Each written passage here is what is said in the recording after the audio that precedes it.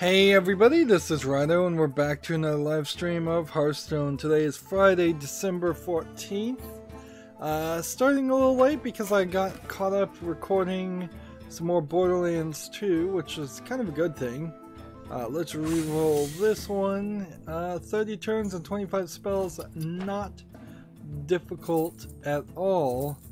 And in a funny way, I guess we could take a moment to see if we could do this solo adventure. Yesterday the Rostacon's Rumble solo adventure came out. It's not anything super special. It's like a monster run, except for it's very focused on shrines, and that's kind of it. You can probably get to level 4, 5, 6, even 7 pretty easily, but then 8 is gonna probably give you some trouble. Here's a good one. Like whenever you take damage on your turn, the opponent takes it instead. Or you could play this where you have spell damage +1 for each spell in your hand, or you summon the minion and give it +1/+1. So you start with like this, and you pick your shrine, and then you're given. So I'll be playing as a Warlock hero class. We'll be fighting the other 8 hero classes, kind of in random order. And if you beat all 8 characters, I think you get a card back, and that's kind of it. I played one game, lost at the 4th turn yesterday, then I played a second game, and was potentially going to win, but the game glitched out in just a completely unfair way, and the hero face disappeared, so I could not win at all. I'll be putting up a clip of that as a glitch, but after that I tried to play off screen and spent too much time on it, frankly, instead of just recording Borderlands 2, which eventually I just got to playing Borderlands 2, but then I went too late in the evening, so now I've kind of overslept this morning. Not too bad, but a little. And then I was playing Borderlands 2 earlier today. The good news, I suppose, is that we're done with the Tiny Tina's Adventure element. I did all that DLC. Really long DLC. Has some boring stuff on it. In the middle, where it gets, or the later half, it gets a little repetitive. Let's see. Deal 4 damage to a minion and a hero. I want to do this. This. So that was supposed to do 4 damage to me, but it did 4 damage to them instead. There was a couple more end-level quests that I just didn't want to bother with, and so I didn't do them. For the Tiny Tina's Bunkers and Badass DLC, whatever it's really called. The Tiny Tina's DLC is centered around the sadness of the fact that Roland is dead, and it just kind of constantly gets back to that over and over again. So throughout the entirety of the experience, you're just not having the experience that I would like to have, because I really just want a fun, jaunty first-person shooter loot game. I don't want Roland to be dead as a character per se, or I mean, I don't care if he's not in the story, but I definitely do care if you summon minion, do 5 damage to your hero.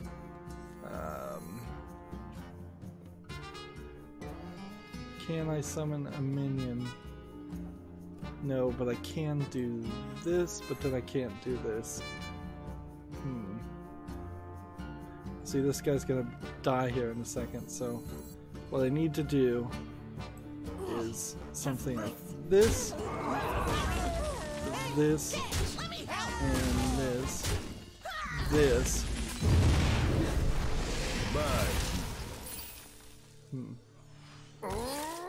And now the challenge, we'll have to see if that counted towards any of the daily quest challenges before we go any further. Otherwise I'm going to just ignore this. I tried to play it off screen. I got bored and walked away, and because it logged me out, I lost automatically on that quest. Alright, so casting spells and taking 30 turns do not count in solo adventure mode. I wish they would mention that somehow if I hovered over it or something. So I just need to play. Over here in the chat, they've changed how all of that works too. So now you get this warning about protecting your privacy, which, fair enough.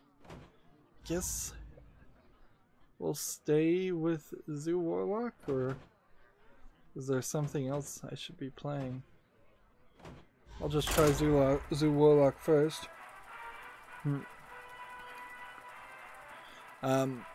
So after doing the Tiny Tina's DLC, which should have been the last DLC that I did, but it turns out that there's actually 2 bits of DLC I missed. One was Torg's, Mr. Torque's DLC, which was really short because I was level 42 and it was limited to level 21.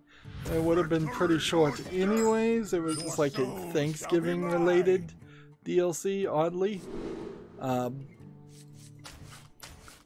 So yeah, there was, I did that in pretty much, I think, 45 minutes, because I spent 15 minutes opening 10 like golden key loot boxes and sorting loot, and then I jumped in the DLC and then I just ran through it. There was a side quest that had you listening to Mr. Torg's grandmother, and there was 2 of those, and so I was doing that off screen because it was just annoying, and I don't think anybody's really going to be upset with the idea of me doing that part off screen. But there's still Campaign of Carnage as the last bit of DLC, but then I'll be done with Borderlands 2. I'm trying to think about what I want to do to replace Borderlands 2, frankly. But I don't really know. Like, I definitely don't want to do another first-person shooter. I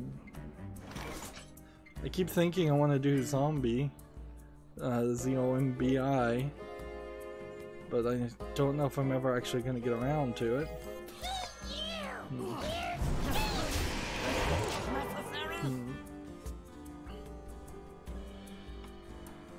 Well, if the daily quests for the other accounts are as easy as these daily quests are going to be, I guess I need to go through the news today pretty quickly.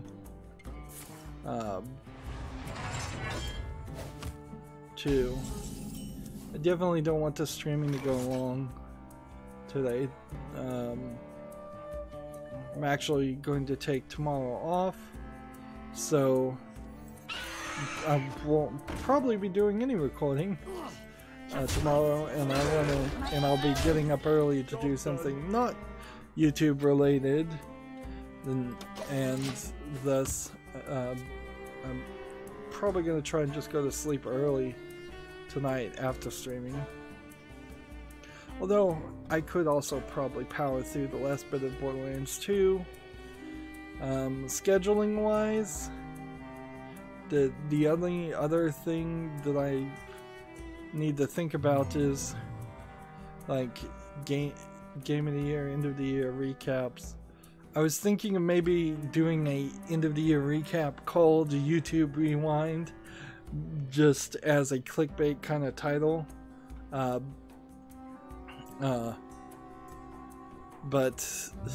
YouTube Rewind 2018 is now the most hated video ever, most disliked video ever. Like, I don't even feel like personally, as a content creator, I don't feel like this is as much a hate for the rewind video itself as it is a hate for the policies and actions that Susan Wojcicki and YouTube have just taken upon themselves and what they've been doing to YouTube over the course of 2018. And I think content creators have successfully, at least in part, pushed even people who just watch the videos to say, hey, yeah, YouTube kind of sucks now. They're treating their content creators bad. They're doing a whole list of rude things.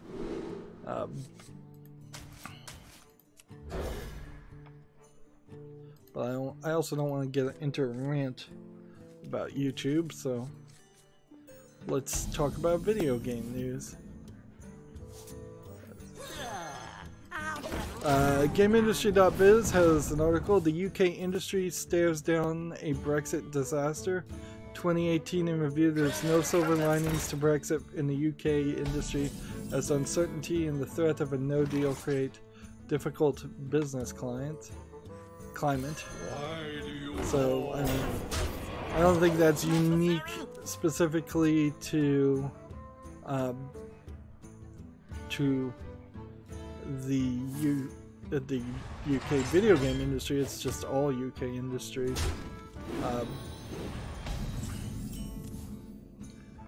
But I could certainly see down the road, 10, 20 years from now, people thinking that Brexit is actually a really good idea, was a really good idea. Inherently, I imagine the United States was in a lot of uncertainty when it declared independence from Britain. Let's see. Let's keep doing this. Wind Fury. That's what we want. +3 attack. Well, +3 health will work too.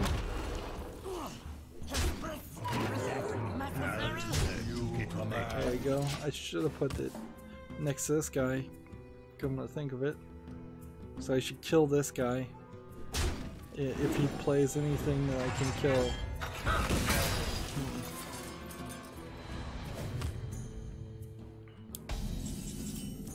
Well played. Let's see, the UK industry also has another issue.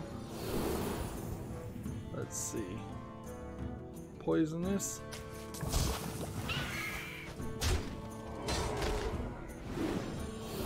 +3 attack.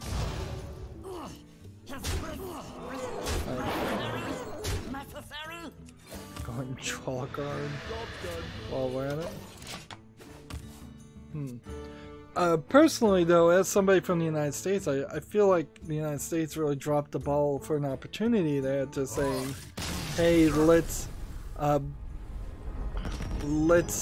do a better deal with the UK. Let's strengthen our trading partnerships and thus capitalize on this and make a good deal for both.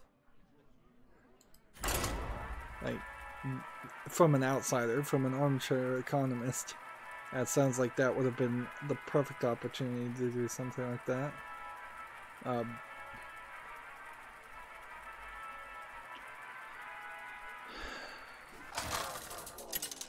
Of course, inherently, also, when countries are in very bad economic situations, that leads to potentially very aggressive actions by those countries. That's why, you know, Germany turned to Nazism is because of a very poor economy.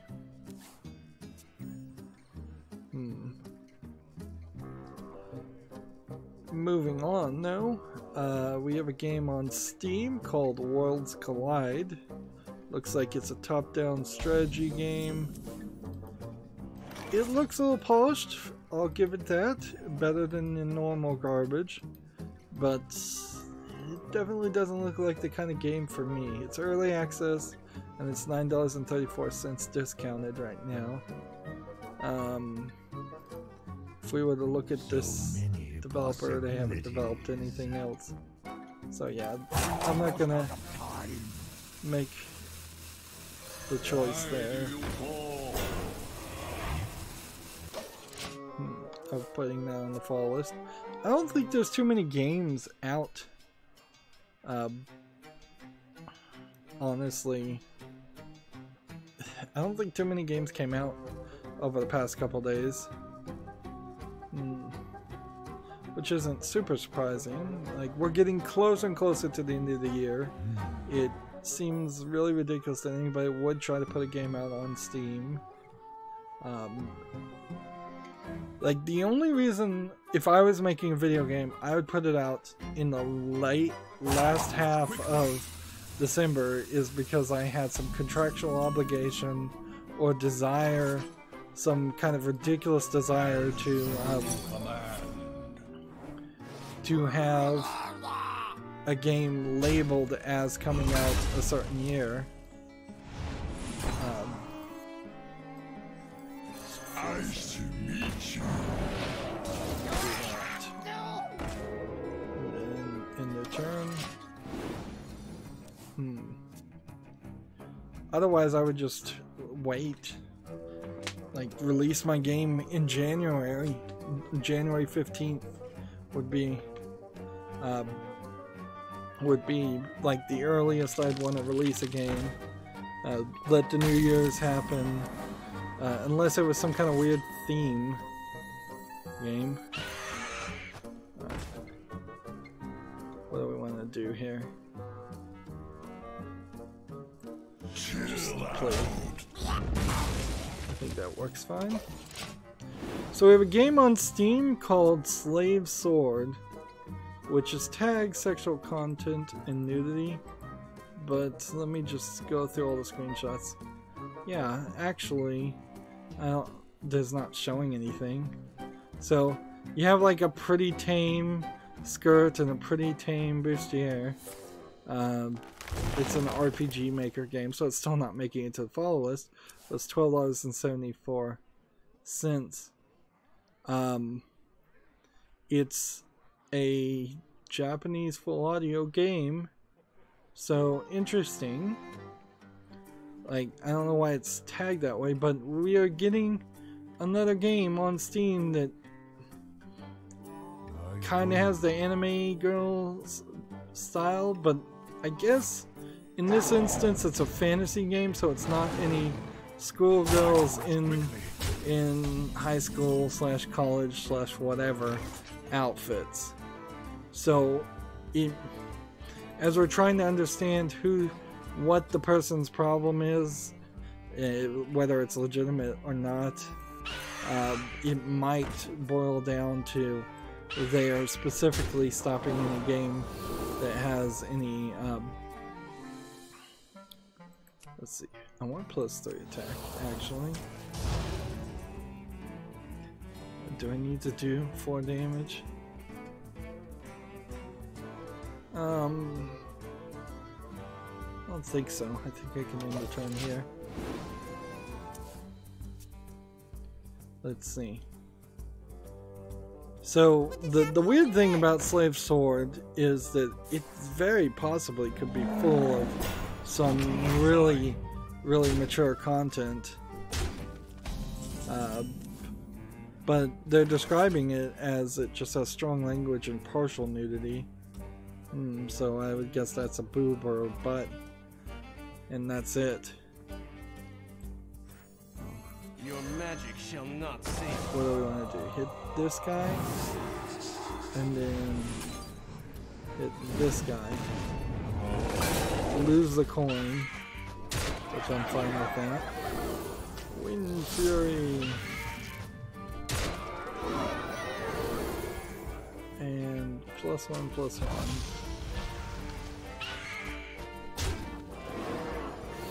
Let's see.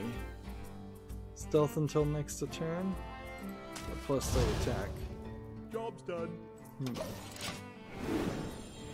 Yeah, a lot of the fantasy games though do tend to have some pretty extreme stuff in it, because in the fantasy games they're usually interacting in a romantic / not romantic kind of rapey way with ogres and monsters and tentacles, whereas a visual novel that's a romance visual novel or a sex visual novel is just humans on humans doing normal human stuff. So this ban, as if that's where the line is drawn, is just no schoolgirl outfits whatsoever. That's eliminating at least 60%, probably 80% of all visual novels, and B, opening the door for a lot worse. Alright, let's see. How long can this go on? How long can this go on? Nice to meet you. If I can get Wind Fury right now, I won. Yep.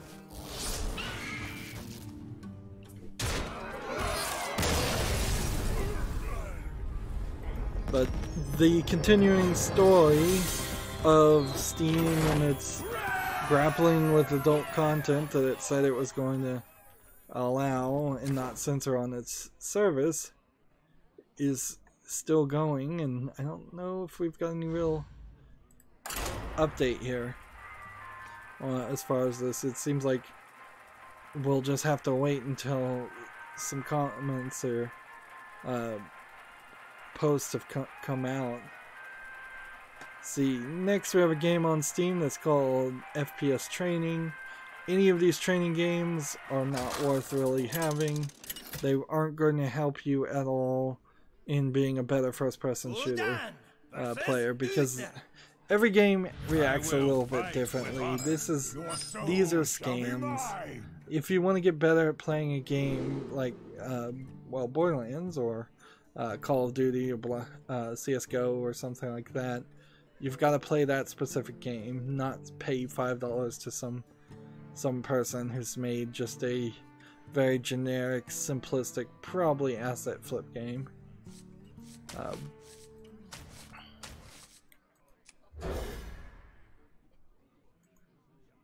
don't think I'm really getting the spell part of the daily challenge done, but I'm winning, so let's not break a streak. Nice to meet you. Next we have a game on Steam called Below. It says it's an RPG roguelike exploration game. It's already mixed, but I might be willing to put it on the follow list. Below is a solitary journey through the hardline depths of a forbidden isle. Explore, survive, discover. Seems like it's suffering from dark screenshot syndrome. I feel like there's been a couple of games named Below or Below and then something more. It's a really generic game. So many. Yeah, looking at all these screenshots though, I don't think this needs to even make it to the follow list. $22.49. I mean, I could go down here and try and find some reviews that are negative. Almost out of time. After 5 years of developing, and it does not work for me. Alright. Need to play. Why do you go? Chill out.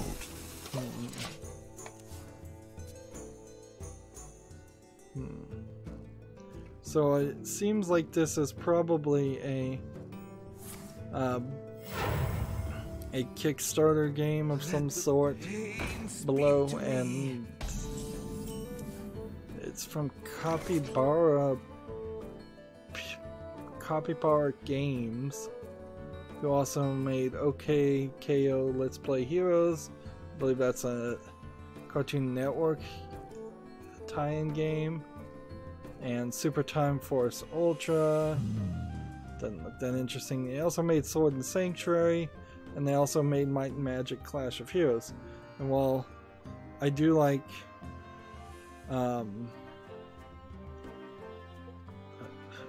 Might and Magic Clash of Heroes, the rest of those are pretty unimpressive. So many possibilities.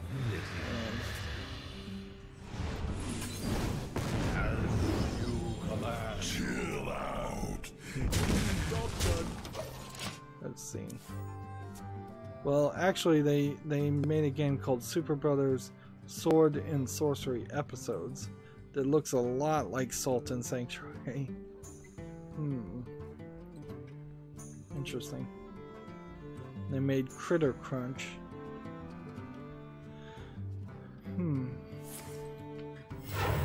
But yeah, Below's already mixed.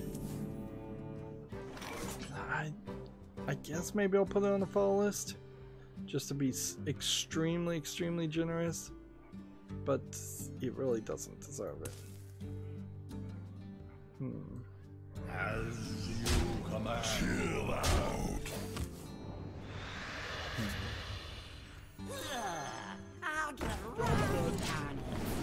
Let's see, this game, Super Brothers Sword and Sorcery Ep, looks like it's a point and click adventure game.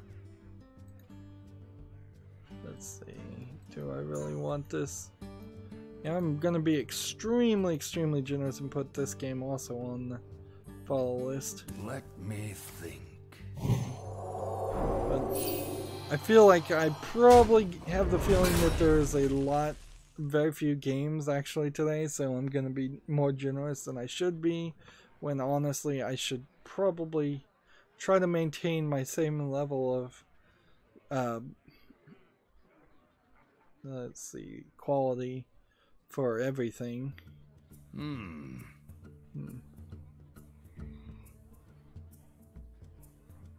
Well, this guy's not moving. So we have a game over here called HYSS that says it's an adventure puzzle platformer, and it seems like you're doing something interesting. You're playing as this like cow-like creature that punches cows or throws cows. Possibilities. It looks weird and it looks interesting, so that's enough. It also has a lot of polish to it. $11.99 discounted right now. So yeah, I'll put this on the follow list. We'll see what people have to say about it. So many possibilities. I'm gonna do this and do that. Then in return.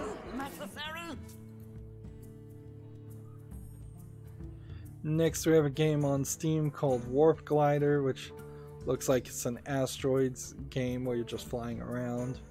Nothing impressive looking here. Like, I really only need 5 seconds to see a game like this to know it's not something I want to play. Discounted to 74 cents. The sale hasn't come out, so I'm not 100% sure what's potentially going on with the Steam winter sale. I guess it will probably just happen, but it's weird certainly that nothing has been announced and I haven't seen anything. Gamma Sutra has an article, Call of Duty developers Infinity Ward evacuated after bomb threat. Now, this is certainly serious, but I do have to at a certain point question the logic and the journalistic integrity of reporting on bomb threats and buildings being evacuated because of them, particularly in this case because I believe this was a bomb threat via email demanding like $20,000 in Bitcoin. Like, not something that seemed like a credible thing. I mean, of course, you should act in the abundance of caution and evacuate your building. But this kind of happens, at least back in my day when I was in school. It kind of happened all the time. Like, not, like, at least once a year. Somebody, some joker would call one in and probably get in trouble and get caught from it, but these things don't, I think, benefit anybody by getting really announced as if they're a big deal. This certainly can be a self-sustaining issue too, where a company would want to get good press or feel like they're being persecuted, could certainly do this every day of the week. I think Infinity Ward could easily say, oh, we're scared, we don't feel safe. This is what the SJWs have said in other ways, is that I don't feel safe here because somebody has an opinion that's different than mine. I don't feel safe because I'm not being coddled. I mean, it's the real world. People make accusations, people lie. It's not legal, people get in trouble for it, but it's not also big news either. And yeah, like it's different, I think, a little bit on the CNN issue, because CNN was actually receiving packages of some sort. But even at that, it's been for like half a year where a suspicious powder, which is almost always baby powder, is getting mailed to somebody.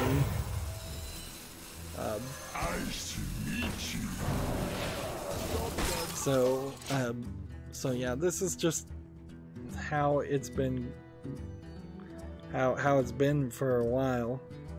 But Gamasutra does have this article, or they're just re-reporting what Kotaku has to say. It says, this is literally 4 sentences.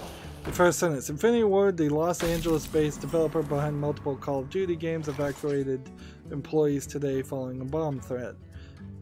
As reported by Kotaku, law enforcement arrived at the studio this morning, telling employees to evacuate, and the staff were able to leave without issue.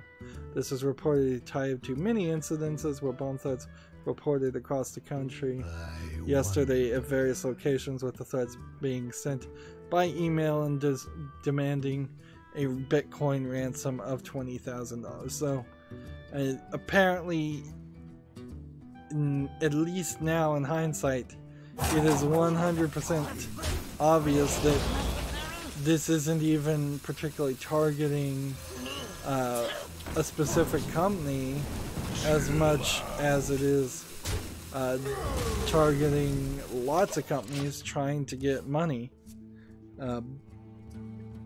The NYPD, which is weird because this was a Los Angeles-based developer, but the 4th sentence here is: the NYPD's Counterterrorism Bureau tweeted out that while the email has been sent to numerous locations, searches have been conducted and no devices have been found.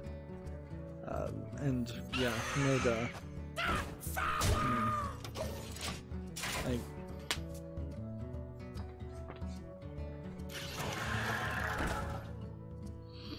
so yeah, not really news when you can squeeze it down to 4 sentences.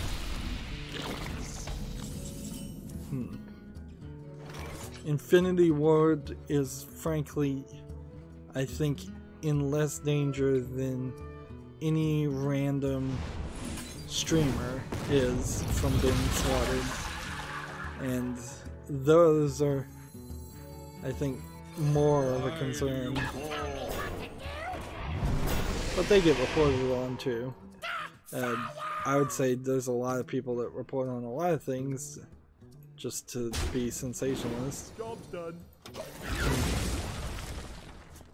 Yep. Clickbait.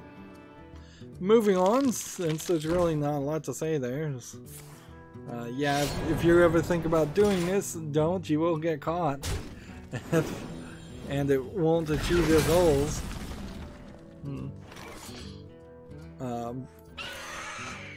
Yeah, but I don't think there's anything else to be said. So we have a game on Steam called Aquarium Sandbox. This is an interesting idea, but it doesn't inherently look like it's a simplistic enough game for me. Like, this looks like a lot of sliders and drop down menus to just like, hey, I want an aquarium and I want to see some fish swimming around. And the fish don't look as hyper realistic as you would probably want them to be. And looking at all of this, I wonder.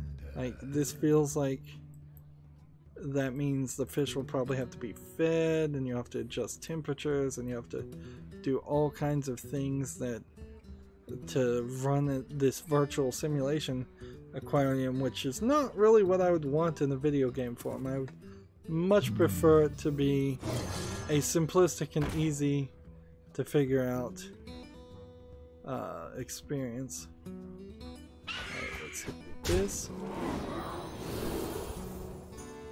And shield. And then do this. And then do this. And do that. And then end the turn. So yeah, that's not going to the follow list. GameIndustry.biz has an article. Discord store offering developers a 90-10 revenue split. Company also pledges to roll out self-serve publishing option so that, quote, all developers can release games through Discord. Interesting idea, certainly. Now, is all developers include troll developers and developers of adult games and developers of, like, Nazi propaganda games? Because that was the accusation thrown at Discord a few months ago, that Discord was not doing enough to shut down these private Discord servers that were alt-right or whatever they want to call them. Let's see.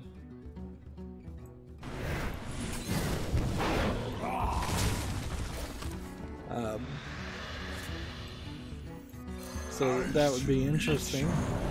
It's also important to note that Discord is also in part owned by Tencent. So this is Tencent in part owns Epic. Epic starts a store. Tencent in part owns Discord. Discord owns a store. Tencent can't publish or launch any games in China because China's censoring and blocking everything. That's interesting. Is there a good reason that makes sense to move over to Discord? I don't think so. That inherently what you run into is an issue here where you could, if you're brand new, if you're getting a new PC this Christmas and this is the first time you've ever been into PC gaming, you could jump onto the Epic Store and hope that that becomes really good and full of games. You could jump onto the Amazon Prime launcher. You could jump on the Discord store. And you could wait, and you could get some exclusives, and you can pay the maximum price because there probably won't be any sales.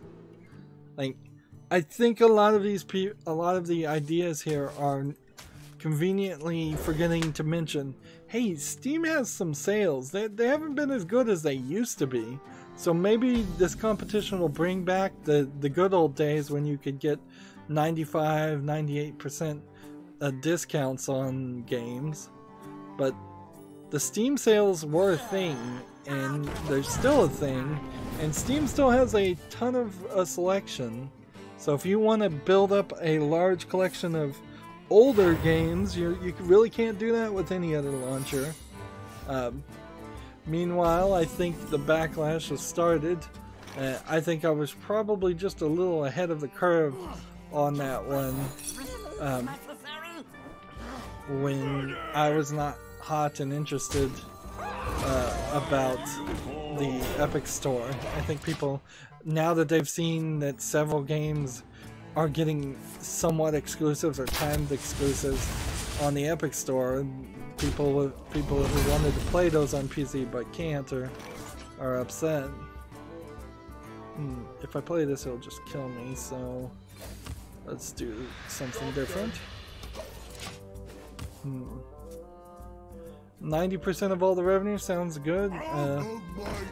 The real question, though, is can you build up your storefront on 10% of the revenue? Maybe, maybe not. It feels like a lot of these people are thinking they can just make a WordPress website and that'll be their storefront, and I don't think that will be. And the downside of this is inherently going to be in a couple of years when at least one of these storefronts has to come out and say, oh, ever since launch our database has not been secure, and thus we've leaked all of your private information. We're so sorry, here's a free game. Like, you kind of know that's going to happen. You don't know which one it's going to be, but it's going to be one of them. Yeah, if I can't get ahead, I can't play this card. Let's see. Let's see. There's a quote here on GameIndustry.biz. This article: we will also empower developers to communicate with their players by improving verified servers, extending their ability to add great content to the activity feed, and more. We believe if we iterate and work with developers, we can reverse platform fragmentation in the game industry by connecting developers and players together. You're not reducing fragmentation by creating yet another storefront. That's just backwards doublespeak. Free me! Free me! Let's see.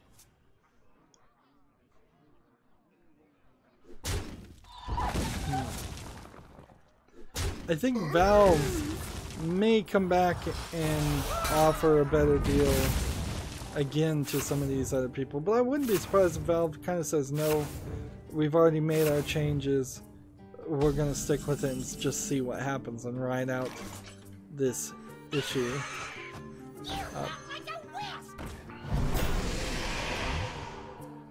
Okay. Let's power that guy up. Job's done.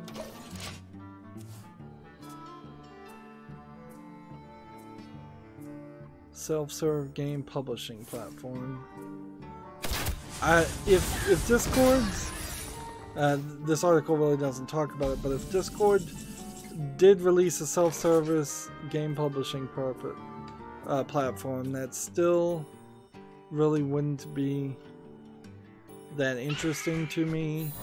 I'd still want to spend $100 to have it on Steam instead.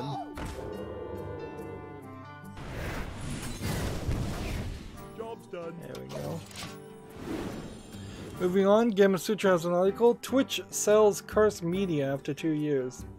Wiki hosting service Fandom, formerly known as Wikia, announced that it is currently in the process of acquiring cursed media, which hosts a collection of video gaming websites. Ooh. So that's an interesting question. What are the gaming websites that Curse Media owns? Who dares summon me? Sure, send the little guy. A paltry task. Alright, so I kind of need stealth. Like, stealth, poisonous. If I do poisonous, I'll kill 2, but I'd kill 2 anyway, so take Divine Shield. Job's done. Like, let's see. Twitch purchased Curse back in 2016 for unsolicited. Not only for its network of websites, but for its Curse client and in-game voice chat application, which were relaunched last year as the Twitch desktop app. Let's see. So I need to search here what Curse Media owns. And the streak is ended, alright. So clearly the next move would be to play Tempo Mage. We made it to rank 18. Let's see. Curse LLC Wikipedia.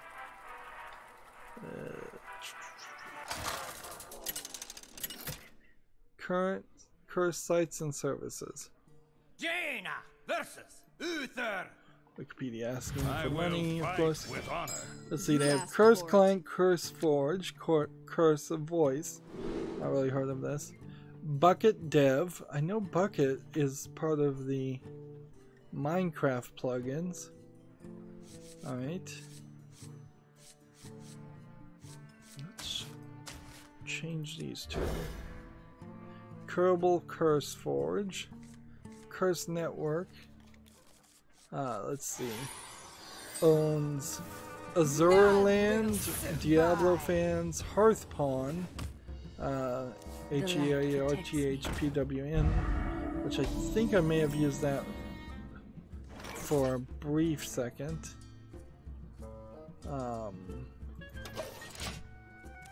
Let's see. MMO Champions, Arena Junkies, Reign of Gaming, LOL Pro, Minecraft Forums, Guild Wars 2 Guru, First Person General. Jeez.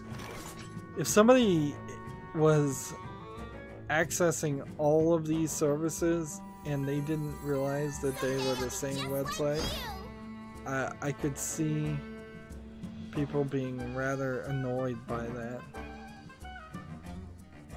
Man, I did not play that quite right. Like, I can do this, and I kind of have to protect myself. It's just hope that I can kill a couple of these guys. Time runs out on me. No, that's it. Gamepedia 2012. They partnered with YouTube content producer and Athene for a YouTube partnership program called the Union for Gamers, doing a wide series. So they're calling it a union, but really it was a YouTube partnership program type thing. 90% revenue share after, of course, YouTube took its cut. Which, so I mean, even 90% is not actually 90% when you know that. I'm just gonna do that.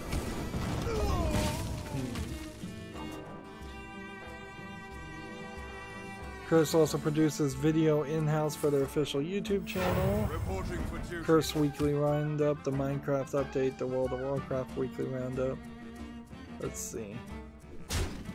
Curse also provides live coverage of the game industry events, including the Penny Arcade Expo, Gamescom, Minecon, BlizzCon, EVE Online. There's a League of Legends championship series called Team Curse. Not a lot that they're actually doing.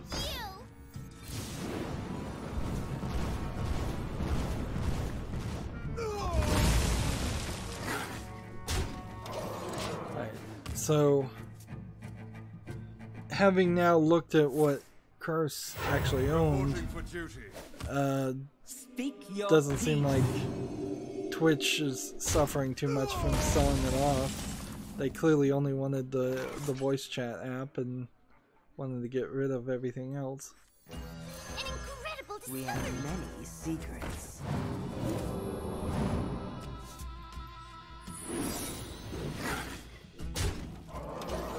Let's see. Next we have a game on Steam called Trigger Finger, which says it's an action indie game. Looks like it might be a VR game. Yes, it is. So it's a ugly looking stand in one place shoot guns game for VR. We're seeing a lot of these. There's no reason for that to make it to the follow list. Right. Do that. And do that. Next we have a game on Steam called Super Blackout, which is just the game Blackout. A simplistic one screen, looks like it might be a cell phone port style game. What is that sound?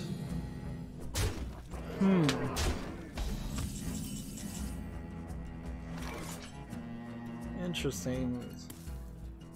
The music I heard just sounded really loud. It's not my phone not making any sound. Let me mute myself for a second and just see if I'm hearing something else.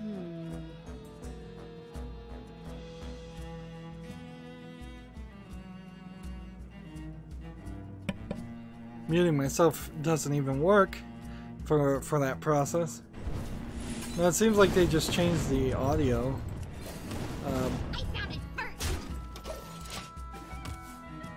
So yeah, Super Blackout not making it to the follow list. Next we have a game on Steam called Mech Rage, which is a top-down twin-stick shooter. See, like, yeah, this part of the song, it just plays in my headphones really loudly. Yeah, Super Mech Rage, of course, top-down twin-stick shooter, $10 or thereabout. Doesn't look terrible, just, you know, same old style game that I don't really want to play. And victory. Oh shoot, I had 2 cards I could have played there.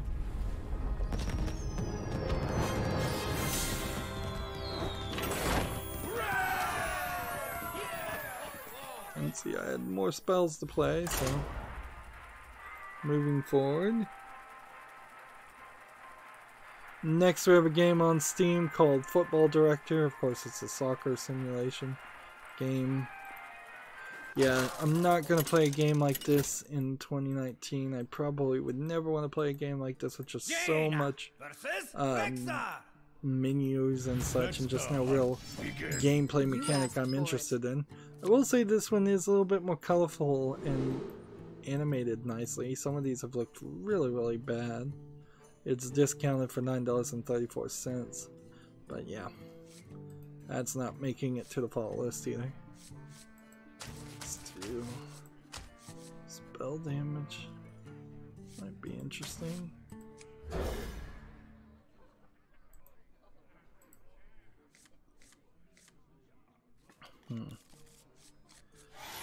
Next we have a game on Steam that I assume is called Guijan 3 or Guijan 3. English language not supported.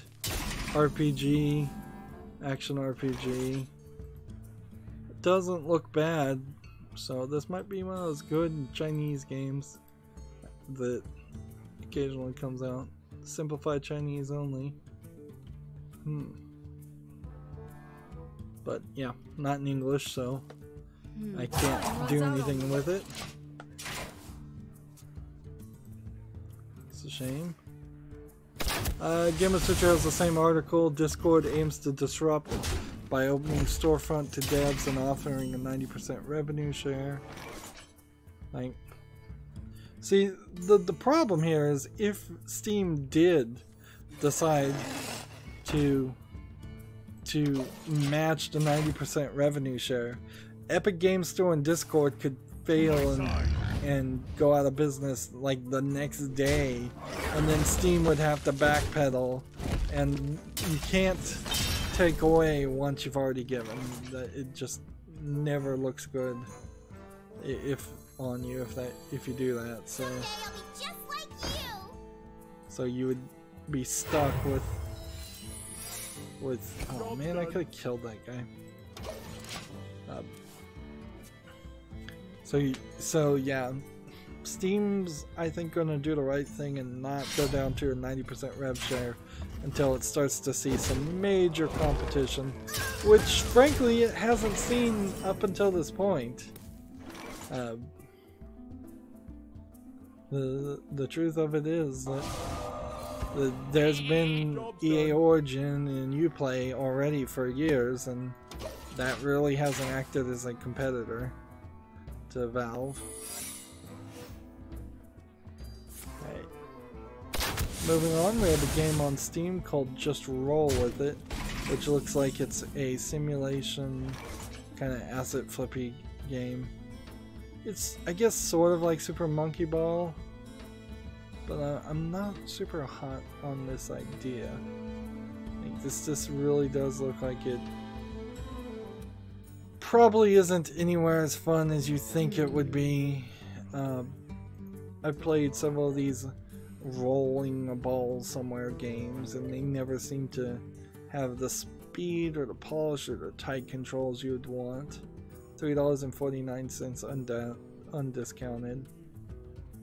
Yeah, I think I can skip this fairly certainly, and it might be a good game, certainly, but it probably isn't, and it wouldn't be a big loss if it was a good game. Science over. Time runs out on me. Let's do this.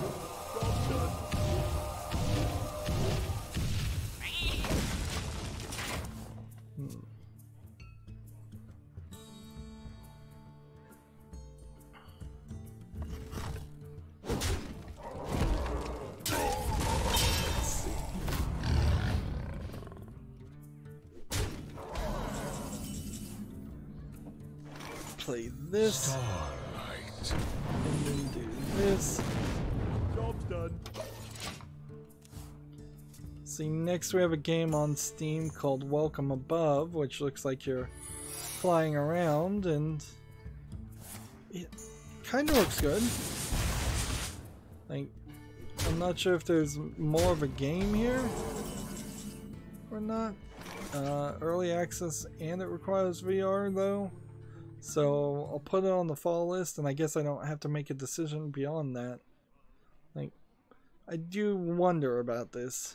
This might be 5 or 10 minutes worth of entertainment, and then you might just be bored with it. There were at least a couple other games very similar to this that have come out before. Let's see. Start right. Job's done.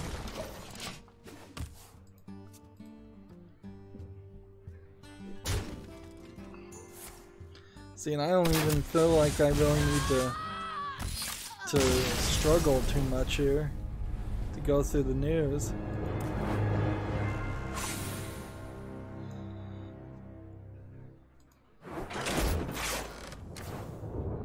But I do think I probably need to stretch out the episodes into our 20-minute episodes minimum. I've been backsliding a little bit and doing like an hour 5-minute episodes for the first Hearthstone episode, and then the last Hearthstone episode turns out to be a 2.5 hour episodes. So I need to balance it out. Knowledge is power. You asked for it. So I need to go a little bit longer. I'm looking for spells. We have a game on Steam called Double Bubble Blaster Madness VR. It looks like you stand in one place and shoot just bubbles. It does not look good at all. Early access and requires VR, and it's discounted for $4.24. Yep, Greetings, definitely not something Hello. that I'd put on the follow list.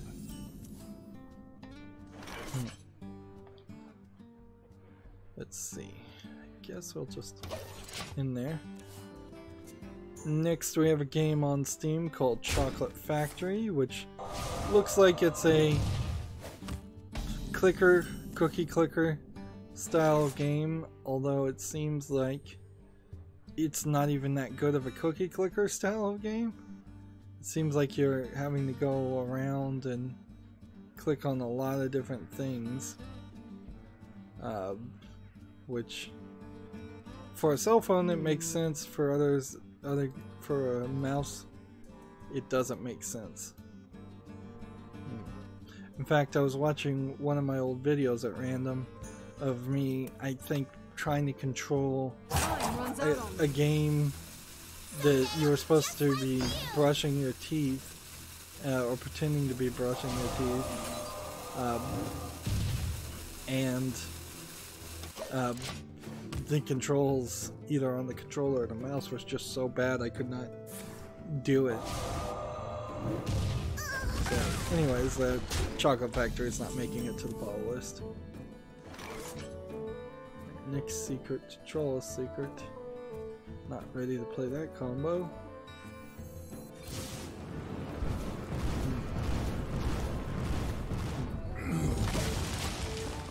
Next, we have a game on Steam called Ground Under. It says it's an action-adventure RPG. Looks like it's more of an isometric top-down twin-stick hack and slash. Probably does have some RPG elements. It looks kind of like Diablo. I get it, but not amazingly great animation here. And noticing that columns right in the way. This menu bar seems kind of sparse. The fact that there's nothing else on the screen is a little surprising for this style of game. Like the Diablo 2 interface is pretty well known, and I think it works pretty well. So if you're not making it to that point, let's see, draw a secret, play this, play this in return. So yeah, Ground Under is not making it to the list. Gamasutra has an article. League of Legends will no longer support Windows XP and Vista in December 2019. I don't know if even in like the Asian cafes there's too many PCs still running XP and Vista. Yeah, I don't think that's too big of an issue, frankly. The bigger story is Activision Blizzard is seemingly giving up development, or they didn't say this, but that is the way it kind of feels. They've reduced development for Heroes of the Storm, and they've moved employees on to other projects. The question is, did they move those employees over to mobile game projects that were allegedly in development? Or did they move them to working on like Diablo 3? I wouldn't be surprised if it was some of the mobile games. Let's see. Can I draw a card and do everything else I want to do? I don't think so.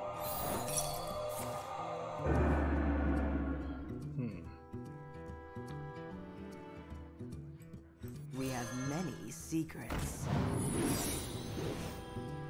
I found it first. So we'll talk maybe a little bit more about that story as it happens, but as I get to it. But yeah, Heroes of the Storm not being supported. All the professional esports players for Heroes of the Storm have been iced out of any information up until this point, so they're basically being told that there's not going to be any esports events in 2019 hosted by Activision Blizzard, so your entire career is no longer being supported by the developer who made that game. And that's kind of a big deal. This is weird that there's a artistically different rendering here. Let's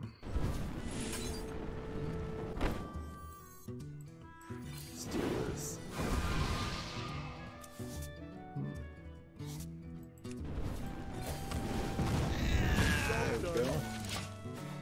Moving on, Gematsu has an article. Suda51 is working on the outline for No More Heroes 3. I would have thought the outline would have already been done by now. Development depends on the success of Travis Strikes Again. The subtitle here is Suda wants Travis Strikes Again to lead into a third numbered installment. As I understand it, Nintendo is directly funding or in part was funding Travis Strikes Again, so Job's done. so yeah, it being a Nintendo Switch exclusive, I guess a lot of people would have to buy it, and then if they do buy it, then maybe No More Heroes 3 would be a Nintendo exclusive, but that doesn't really mean anything to me as a Steam PC video game player. And I feel like a decent number of people who have played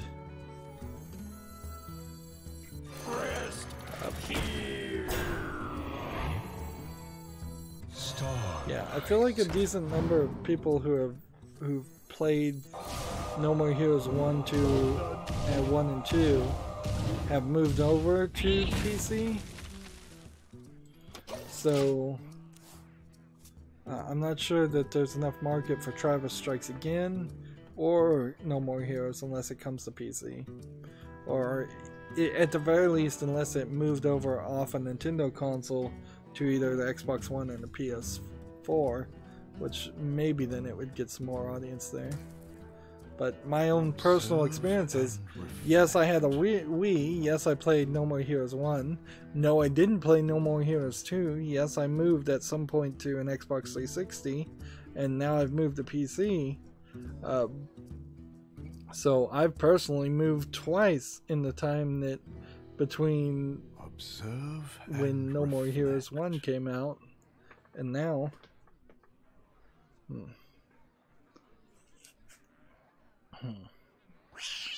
Moving on, we have a game on Steam called Diminutive, which looks like it's a top-down twin-stick shooter type game. Not very graphically appealing, like so many games. Early access, and $3.74 discounted. Yep, I don't think that one would be... Alright, we'll play this. Do this. And do that.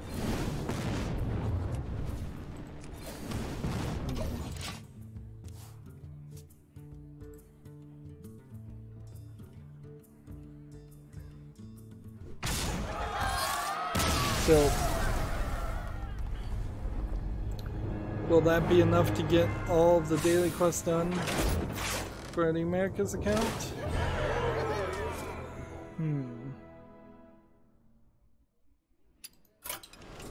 Think we're good. Yep, let's now switch over to the European account.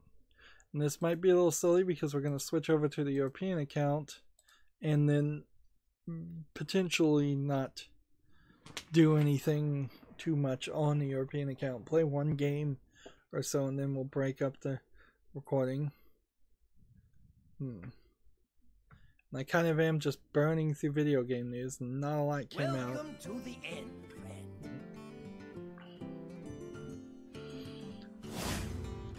I would be alright, I think, if Steam did decide to just get rid of approving so many games so fast, and if there was just a slowdown of games that got approved and a lot didn't get approved. That's fine if Steam wants to have a curated store. They just kind of need to say that that's what they're going to do. The dishonesty is the problem. You wouldn't want to eat at a restaurant that said all the food was organically grown to then find out that actually it's all factory farmed. Alright, false advertising, you know, deceptive practices, things that should and are illegal. 3 games with the Shaman or Warlock. I guess we'll play the Shaman in this case. Token Shaman, already selected, go. Next we have a game on Steam called Party Poopers, which looks very much like it's some mini games, but not too many, kind of Mario Party style games. Not a lot of them. $3.39 discounted. Nothing here looks intriguing. Alright. We're looking for spells to start off with. We want to know if there are any in the Shaman deck or not. May just be Bloodlust. That may be the only card I have. Alright, let's see. This, and then this, and then this. Start with that.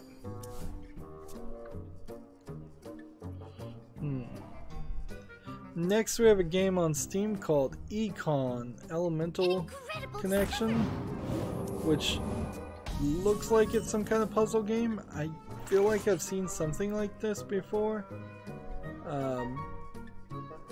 So yeah, I'll put it on the follow list and see if I can figure out how you'd actually play it.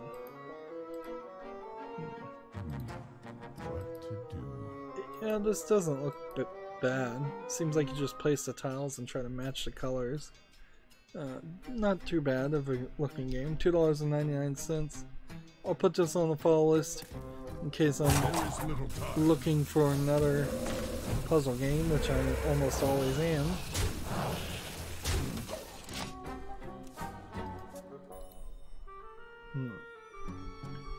We have a story here from GameIndustry.biz. Like, Riot reportedly suspends the COO over misconduct at work.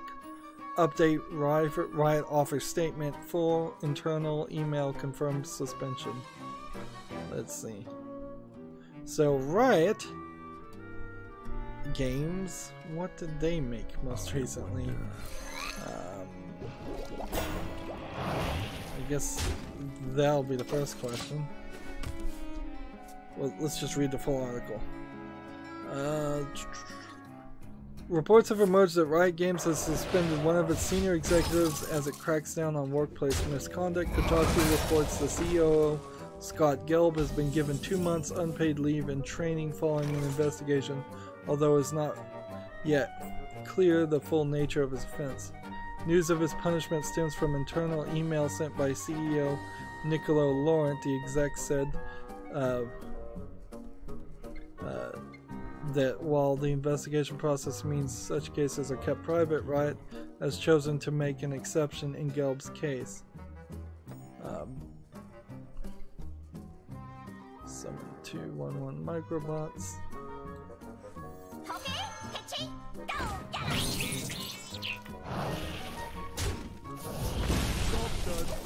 Let's see. Quote, the special committee of the board of directors has specifically requested that one of Scott's consequences be highly visible, he wrote. Scott holds one of the most senior roles at Riot and is held to a higher level of accountability and visibility, therefore consequences are going to be very visible to rioters. For these reasons, I feel it's necessary to make an exception. Oh yes, I remember Riot Games now. Riot Games was the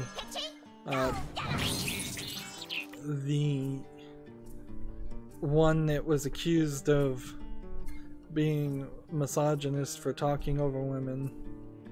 So this is Kotaku. I think Kotaku did the previous article attacking Riot too. I'm not sure if this is really an attack on Riot though, or if this is just the outcome of an attack on Riot, a prolonged and sustained attack. But then again, I am certainly doing a lot of yell journalism to say it's an attack at all. this might be a fully legitimate thing. The problem so far in this story is we don't know what he's done, but we're being told what he's being punished with, his punishment. But did the crime, if there truly was a quote-unquote crime, fit the punishment? Let's see. Kotaku notes that in the ongoing investigation into the studio's culture, Gelb was regularly mentioned for his inappropriate humor that led to incidences of slapping or flicking testicles, farting on employees, or dry humping them. Okay. That sounds like that is a childish, like, bro mentality, if I've ever heard of one. And I can't do anything with this.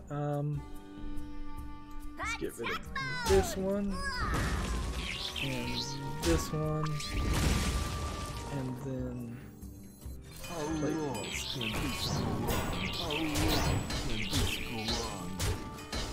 Job's done. However, in the email, the CEO said many of the numerous rumors circulating about Scott within the company, in the media, and other channels are not true.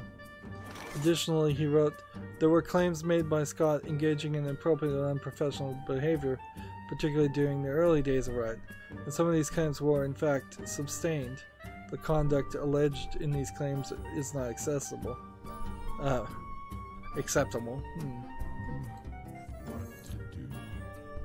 And then that gets back to the question of, like, if you make a mistake when you're 18 years old, should it haunt you when you're 25? Let's see. Laurent praised Gelb for choosing ownership and redemption instead of leaving Riot and otherwise avoiding the consequences.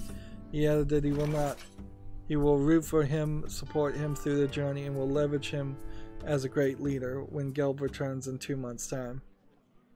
So, inherently, you're going to have people saying this is a slap on the wrist.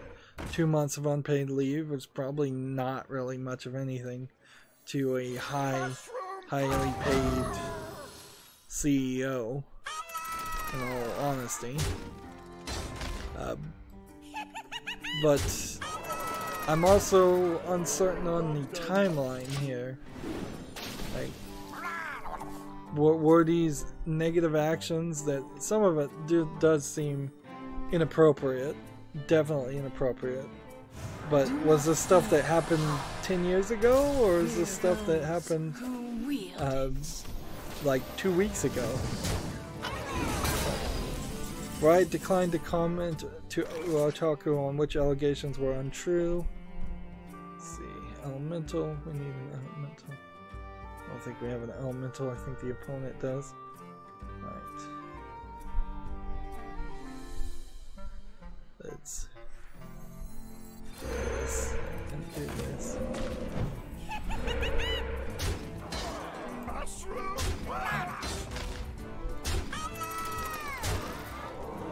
Yeah, we've got this next turn.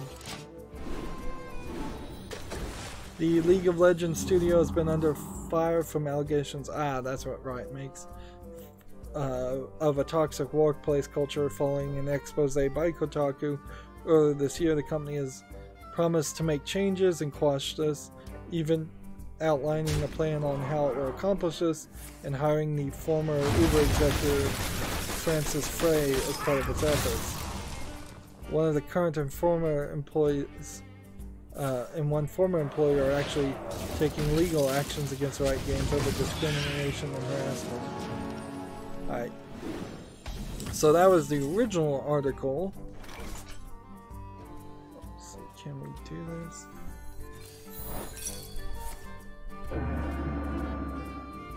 Oh, darn it.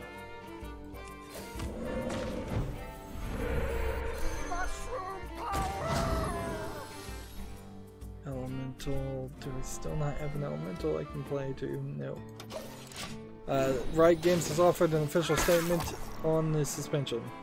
Quote, as part of our ongoing commitment to evolve our culture, we have thoroughly investigated all claims through the established process.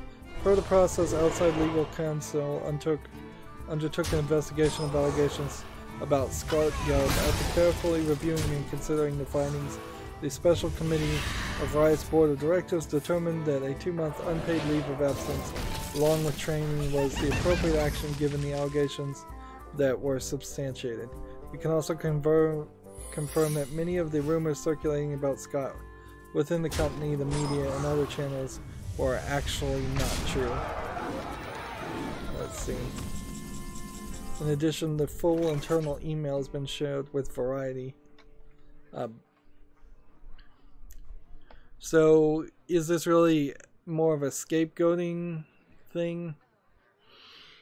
Honestly, this one sounds like it's on the up and up, and Riot had been, I think, unfairly misaligned in a lot of times. I think there were problems, certainly, but then I think the problems have been exaggerated and expressed from a unrealistic perspective of what it's like to work in a real job in the real world.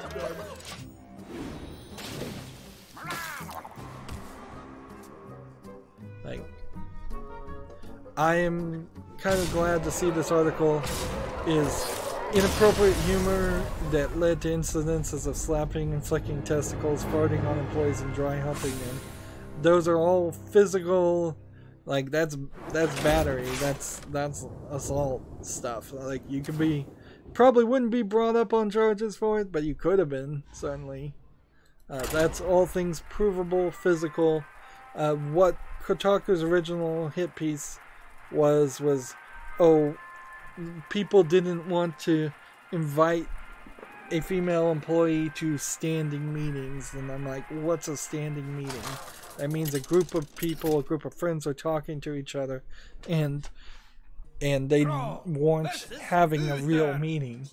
And undoubtedly, when they were having real meetings, it sounded like they were not running the meetings the way you would run a real meeting, because everybody was allowed to speak, and it seemed to be at random topics. And then when the same female employee, it sounded like, tried to share her ideas, nobody listened to her, or they talked over her, they said, which is, yeah, just bad way to manage a meeting.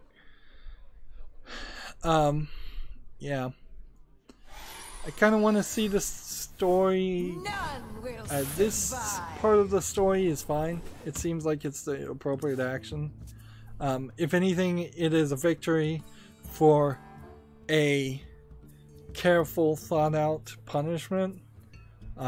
Not the usual, he did something wrong, he can never work again idea that so many SJWs want and are pushing for. The idea that the Gelb might have made mistakes, and thus he should never be able to feed himself or have a career at all. It is ridiculous, but that's kind of what gets pushed. But I'm probably just avoiding into conversations and rants I've said before.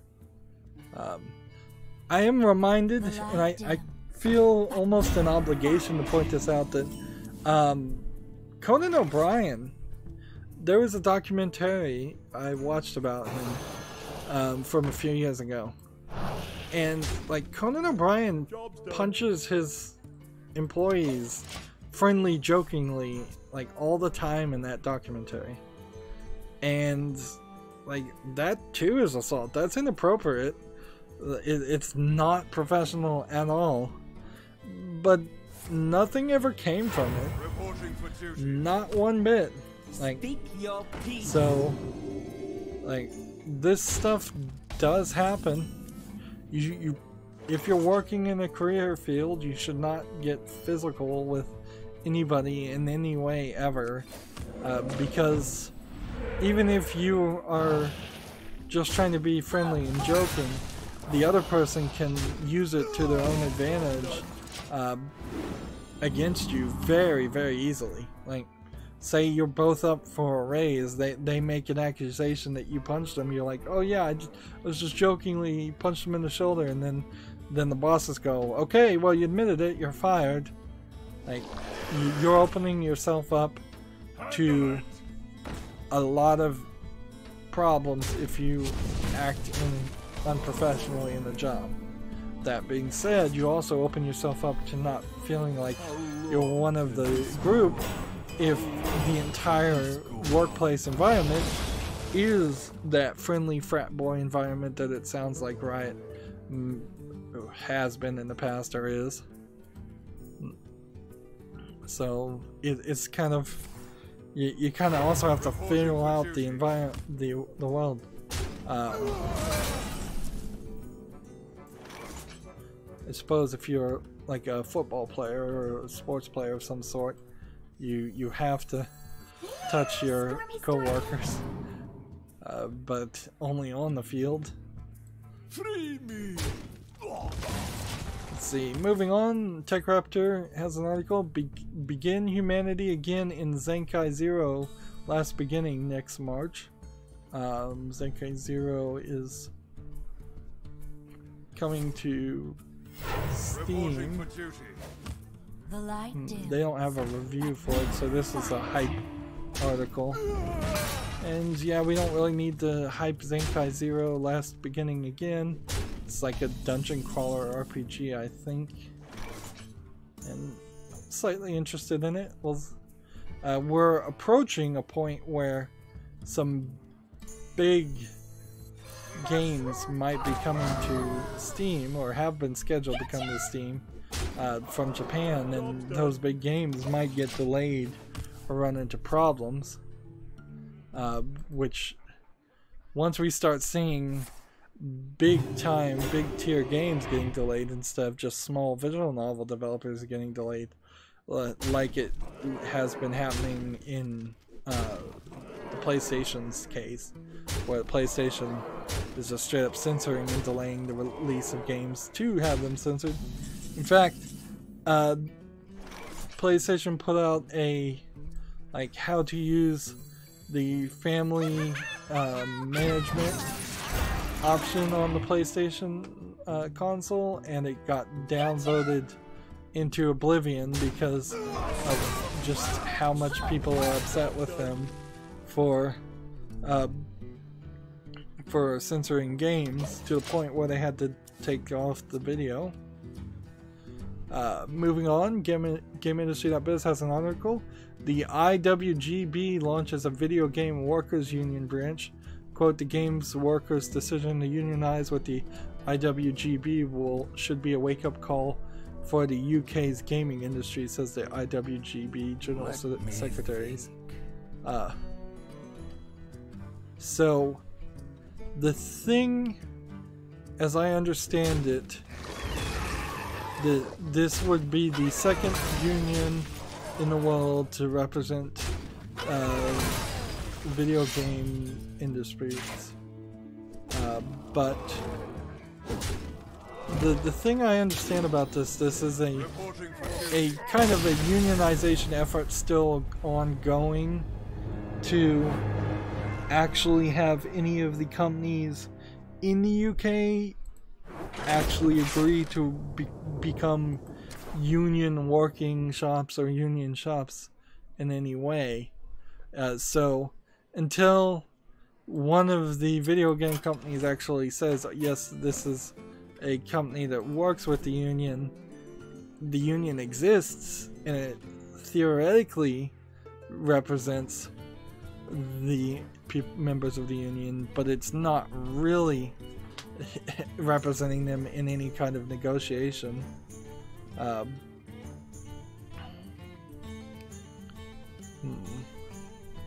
Apparently the first union was the French union Les Syndicats des Travailleurs et Travailleuses des Jeux Vidéo, or the STJV, which was founded in 2017.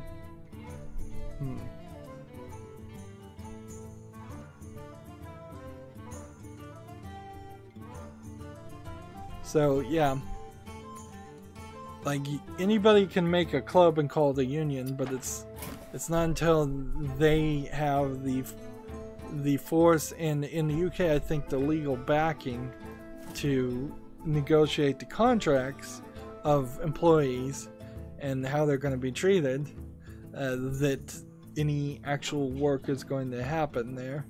But I mean, it certainly is progress forward, and certainly it's way further than you would have gotten if you tried to do this in the United States.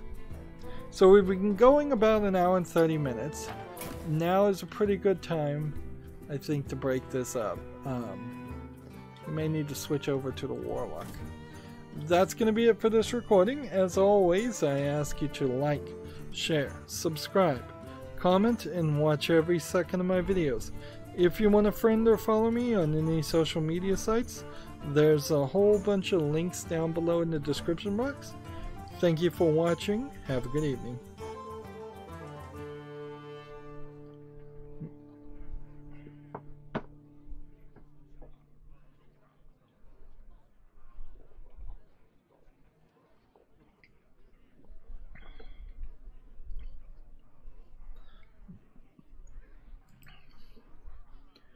Hey everybody, this is Rydo and we're back to another recording of Hearthstone. Today is Friday, December 14th, and we have a couple of things we need to do. We need to get 3 victories with either the Shaman or Warlock. We're going to try the Warlock and play some spells. We're on the European account. I'd like to get this done relatively quickly and then move over to the Asian account and wrap this up, because we really don't have a ton of we really don't have a ton of video games to talk about. So like not too much has come out. Let's see, let's trade out these cards. Technically trying to win, so I want to actually play well. First game we have for today to look at, the quest for Moes. I assume it's Moes and not Moes by the animation style. It looks like it's just kind of a poorly drawn platformer of some sort. Not really interesting. Early access and 79 cents discounted. Like, seriously, I think early access is the bigger issue with games on Steam right now. If we could severely reduce the number of games that are allowed on Steam with the early access tag, I think that would be very helpful.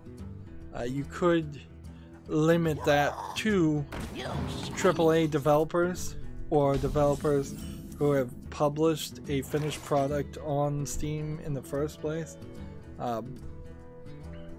The way, like, I would never really want to give props to YouTube, but the way that YouTube locks out some features based on how successful you've been in the past probably would work relatively well for Steam too. Like, so if you couldn't publish a game for higher than a certain price unless you had a certain number of like followers, I don't know how you'd get followers on Steam though. That would be kind of crazy. That's probably a bad idea, honestly. But if you could just not use the early access tag until you've published something else, that would be helpful too. That might force some people who are half thinking their game could be a finished product and good, into realizing, well, then I need to actually have a finished product and make it look good first. Let's see. What do I want to do? Just keep playing, I guess. Want to risk it?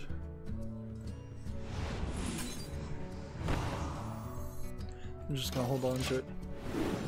We have a game on Steam talking about early access called Candy Venture, which kinda looks like it's an attempt at like a Super Mario Brothers game by somebody who has no ability to animate anything.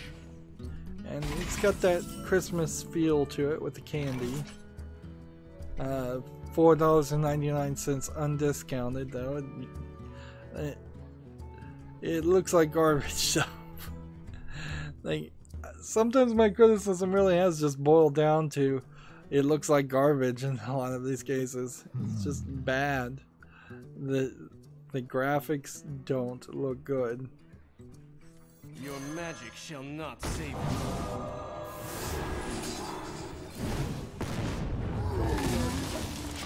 So yeah, that's not making it to the follow list. Let's see.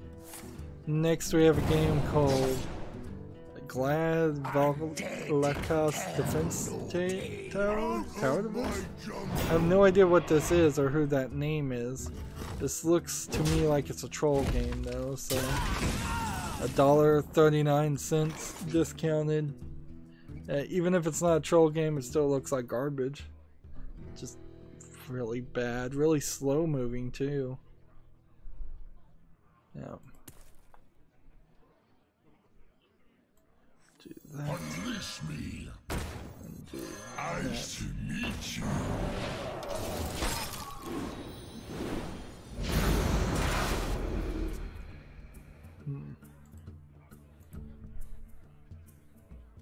Unity, precision, perfection.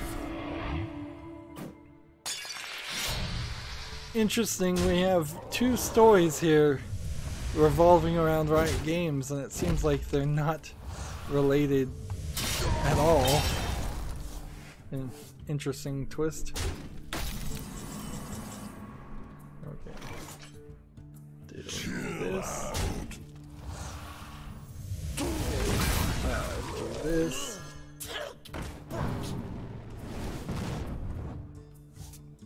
And I guess I'll have to play one of these. Do that.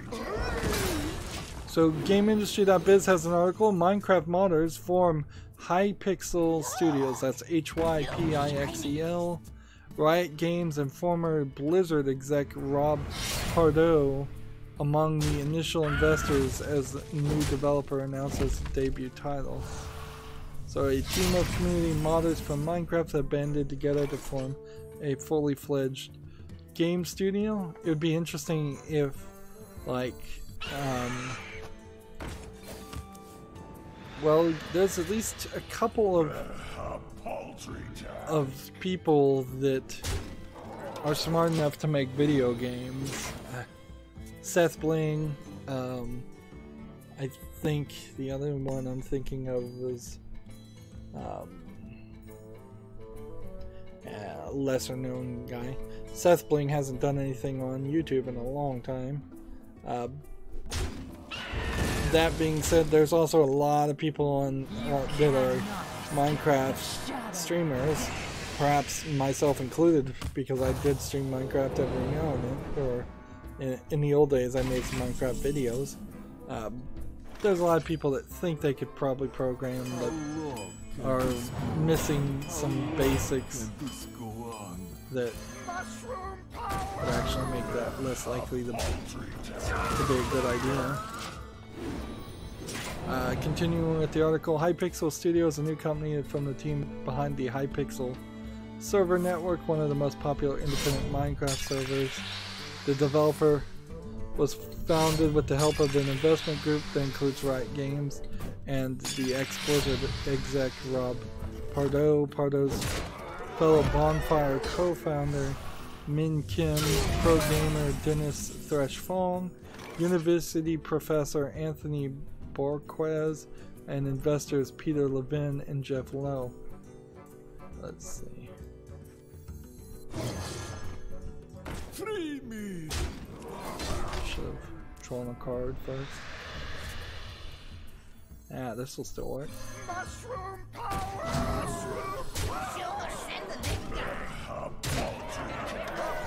Let's see. Some of these investors have formed an advisory group to guide the studio forward. Hypixel is already hard working on its first project, Hytale, Hytale. This will be a sandbox role-playing game complemented by mini-games platform, a variety of accessible tools enabling users to create and customize their own content for the game. So, I certainly heard some Minecraft streamers that wanted to do stuff like that. That Minecraft as it was not serving the needs of what they were interested in doing. And they were basically making their own games, or at least they thought in their own head they were basically making their own game, just using Minecraft as a tool.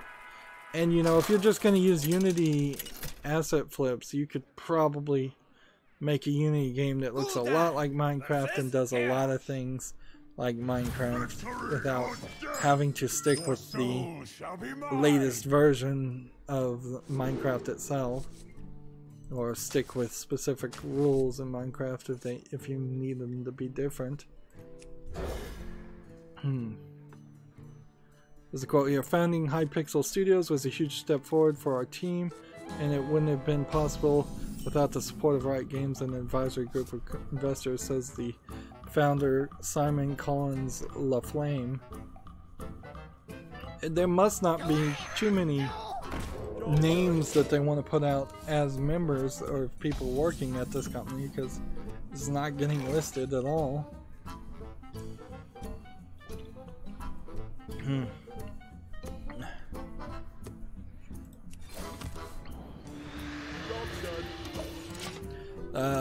The article concludes, quote, "We feel very lucky to have built relationships that not only fund the development of Hytale, but provide us with insight and advice that will be instrumental in making Hytale as good as possible it can be."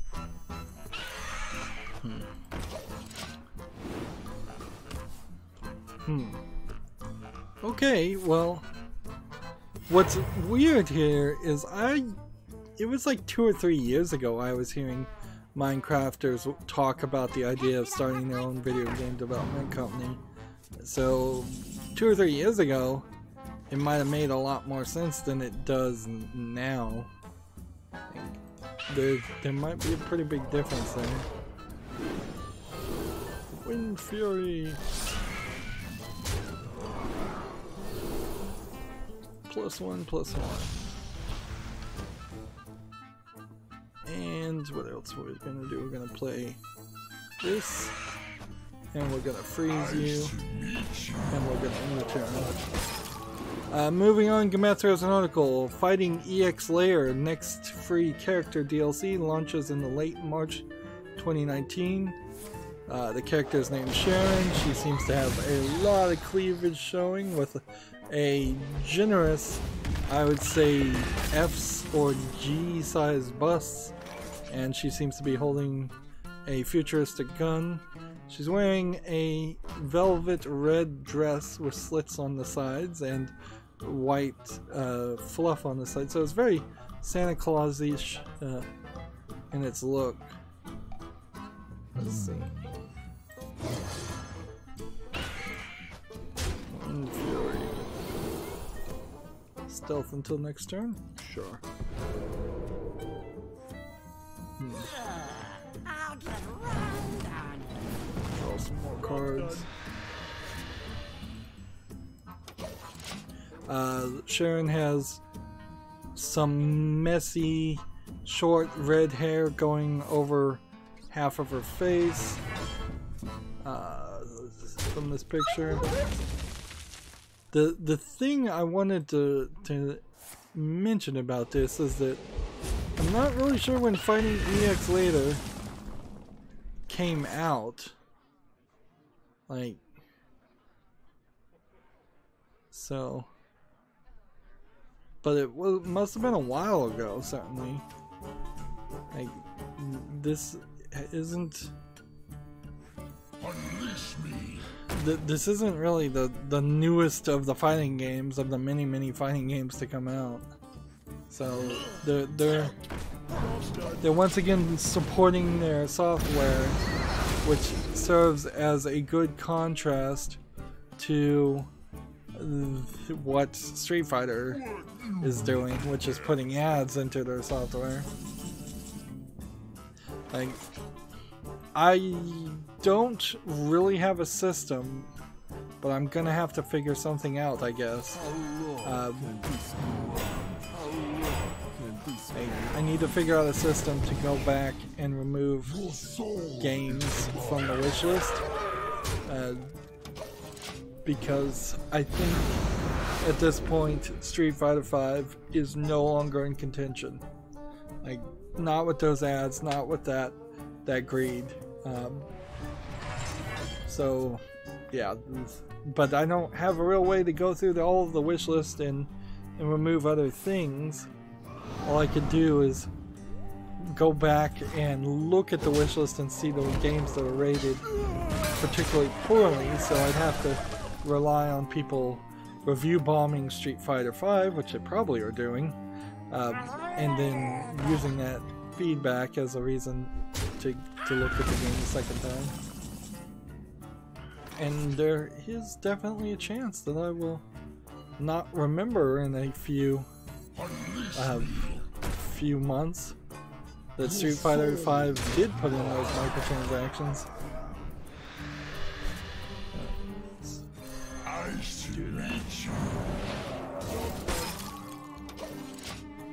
Let's see. Moving on, we have a game on Steam called Warzone Flashpoint. It looks like a top-down real-time strategy game. While I would be willing to play a real-time strategy game, I'm limiting my willingness to play these to the big ticket ones. StarCraft, the old school Warcraft, Ages of Empires. Ages of Empires might be the winner in that contention, because I'm not sure I really want to support Activision Blizzard and play the old StarCraft games, even though they were very good.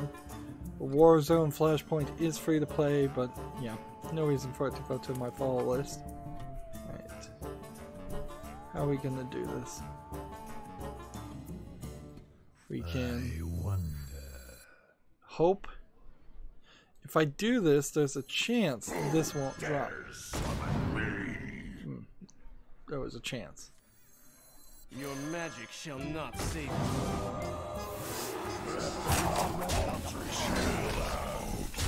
I didn't even do that at all. I could have just left it alone.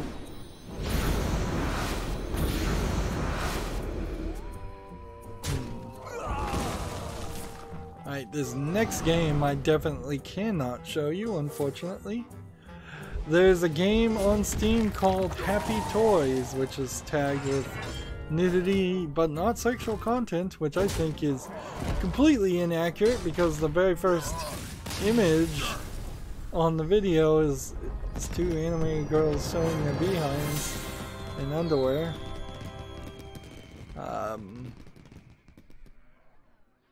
I am not 100% sure what the game is. It seems like you have a feather and you're just writing on the pictures of the anime girls, and then there's some slide puzzle stuff too, and it kind of seems like that's all it is.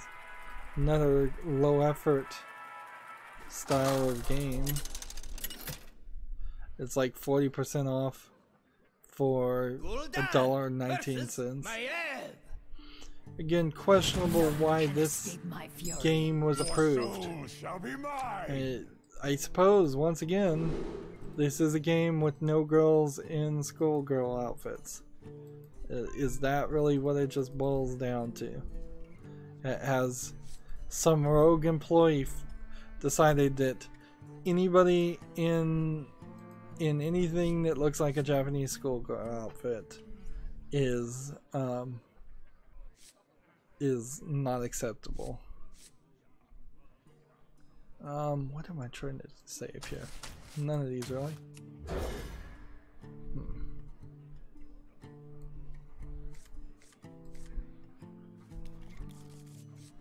Let's see, we have a game on Steam called iMaze.exe.2. Well, iMaze.exe2. This feels like this is part of the same series of games made from that releases the exact same game over and over called A-Maze. This clearly is an achievement game with just different numbers. Like all the achievements are just different numbers, so you can use that to spell out something on your achievement showcase. Like, I don't know why that's as popular as it seems to be, but it does seem to be pretty popular. But basically this is garbage. It's discounted to 59 cents.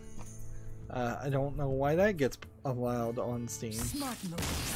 I can see. Like, it doesn't make a lot of sense. And now we're getting the win streak bonus.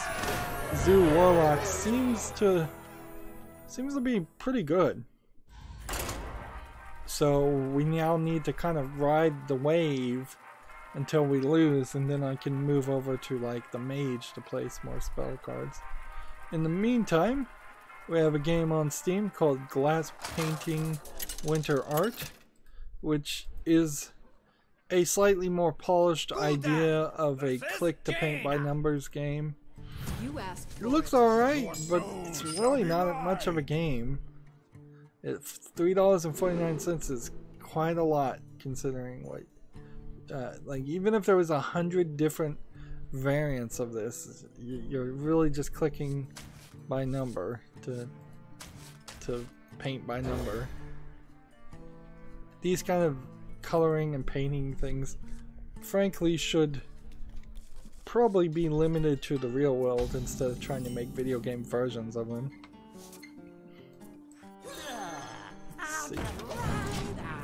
Let's see. Next we have a game on Steam called Corrupt the Priest. This might be interesting if there's a gameplay mechanic here to...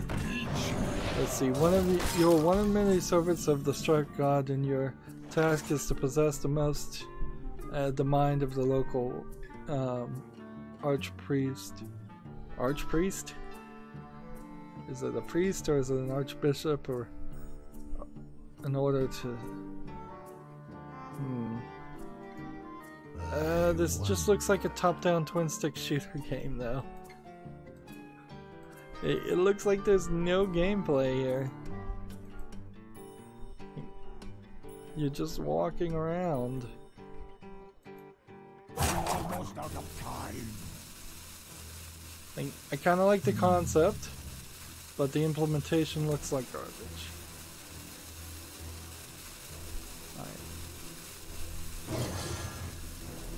Job done. I played that wrong. Corrupt the Priest is 30% off for $4.89.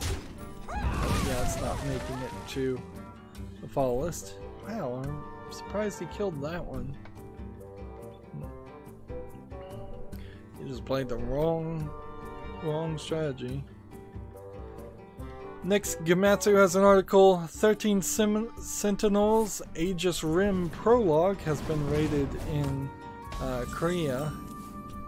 So that might mean that it is coming out somewhere else. Like, it's coming out for the PS4 according to the tags, and that's kind of all we know.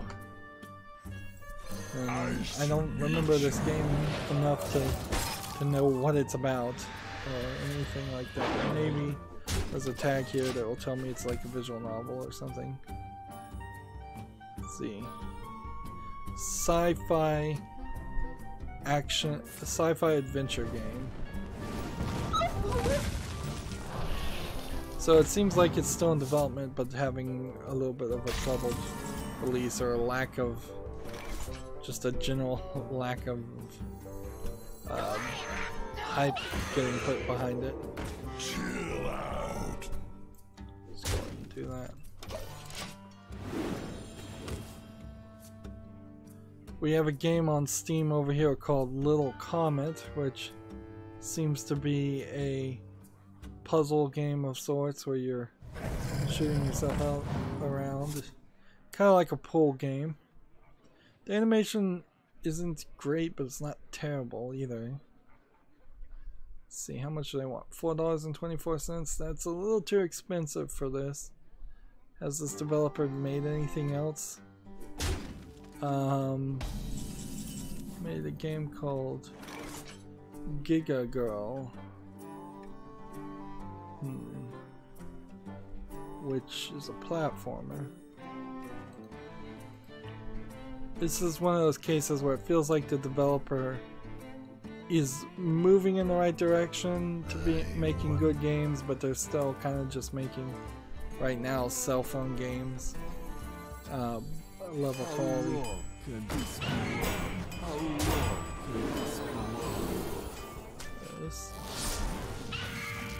This, that, and that.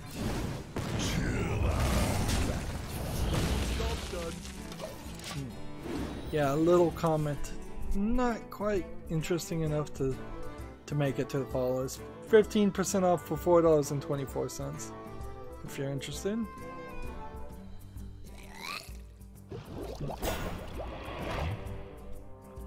Next we have a game here called Big Crown Showdown, which looks like a polished like Mario Party runner, maybe Infinite Runner style of game, like mini games. It's 3D and it looks a little bit different than what I've seen otherwise, but it's multiplayer only, so that's gonna be a problem for me. Like, this might be good enough for $11.69 right now if you have 4 other people that already own the game or willing to buy the game. I've seen a lot worse of the 4v4 style of games out there. This actually does look like it has quite a lot of polish to it, which isn't nice. Your magic shall not save you.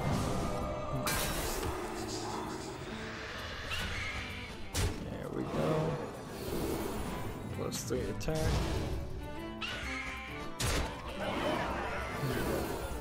+3 attack. Free me! Free me! There we go. Job done.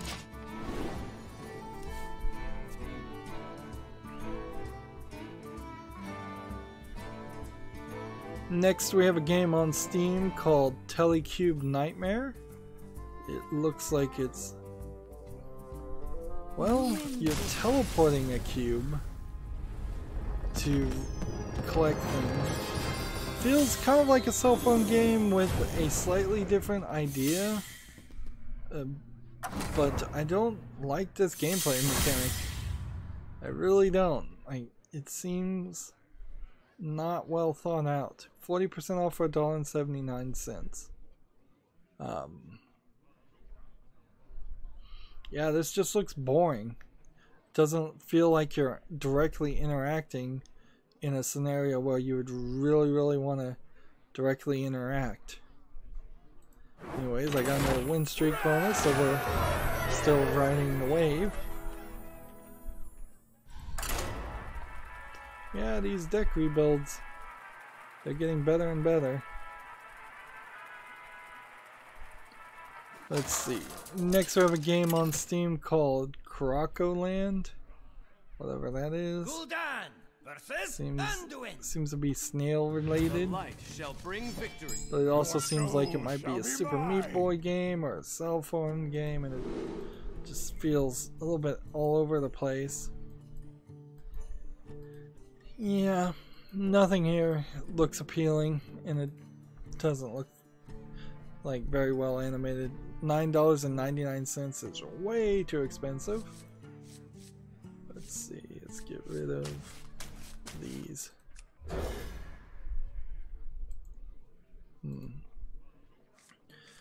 So I had already talked about this story, but we'll cover it again. GameIndustry.biz, Blizzard cancels Heroes of the Storm Global Championship devs to be reassigned elsewhere, but game will continue to receive live support. At least for the moment it will. Next week it may be different. Blizzard announces it will end all its esports endeavors around Heroes of the Storm.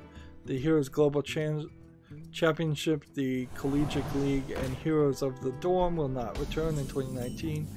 Blizzard is also moving developers off the game to work on unannounced projects and other live games. The question here is this a case of them being moved over to work on cell phone game projects, or work on like Diablo 3, because that drastically changes how you feel about people being taken off Heroes of the Storm. Me in particular, since I don't care about Heroes of the Storm. Alright, so we gotta do this. Nice to meet you.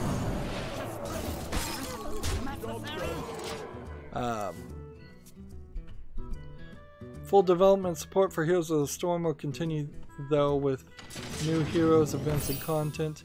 In a statement by President J. Allen Brack and Vice President Ray Gresky, Blizzard said it was, quote, setting up the game for long-term sustainability, and described it as a difficult decision. Like, I don't know how long-term sustainable Your magic Heroes of the Storm ever was.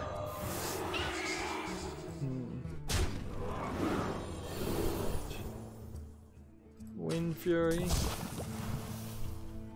And guess if I kill this guy, I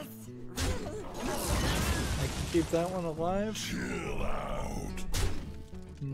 Job done. Let's see. The decision may not come to a surprise to many, however, as Heroes of the Storm Global Championship actually saw a decline in viewership last year from 2017. According to the analytics group Esports Charts, overall viewers fell from 3 million, fell to 3 million from 3.5 million. How long can this go on? How long can this go on? Chill out. Let's see. With peak concurrent viewers fell to 183,000, down from 191,000. So yeah, people not really interested in playing Heroes of the Storm. The question though, is this the way Overwatch is going to be too? Like, Overwatch doesn't really have anything new to say about its game in a while. I guess there was the announcement of a new character that was coming, which is something, but I could see in a year or two Overwatch also getting abandoned because Fortnite ate Overwatch's lunch, or at least some of it. I could see it also being Hearthstone. Let's not insulate ourselves from reality here. We could very well apparently have a new daily quest I need to work on, or I hold it for Monday. I have to come back out here because it's all blurry. The game's screwed up. Hopefully it will fix itself. And we don't have to play blurry for this whole time. The article continues, quote, while we don't make these decisions lightly, we do look into the future excited about what decisions will mean for our live games and all the projects we have in the works, said Bracco and Gresco. Quote, we appreciate all the hard-working developers and everyone in the Blizzard community and look forward to sharing many more epic game experiences with you in the future.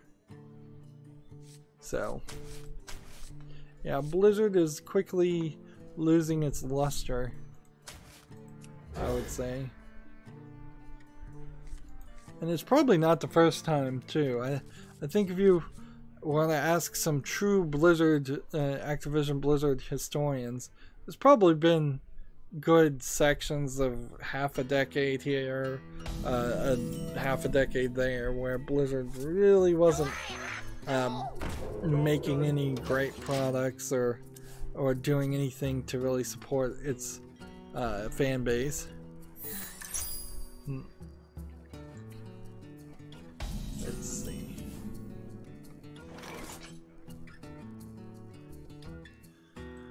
Just keep on playing. Nice to meet you. Next, we have a game on Steam that's called Tetris or something. It's Tetris upside down, it seems like. It's not visually appealing, whatever it is. Early access again, a game that does not need to be in early access or to be allowed to be in early access. Discounted for 66 cents. Chill out. Let's just end the turn and draw a card. If this is Explosive Trap, we'll just wait until everything has 3 health. And then I'll attack.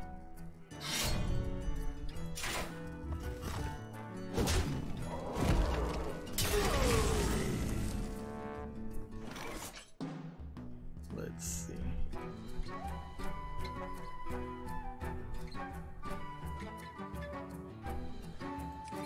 Draw a card.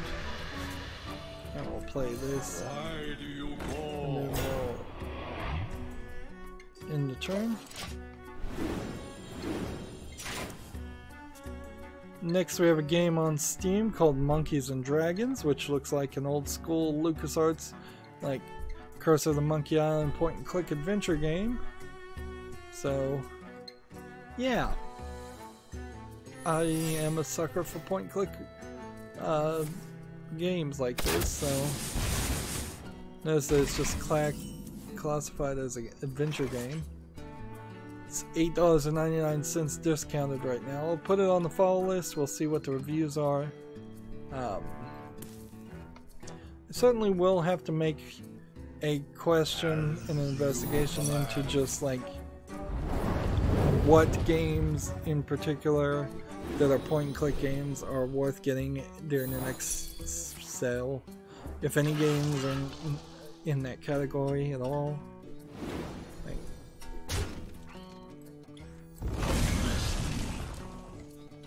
Oh, come on, game. Don't lock up on me.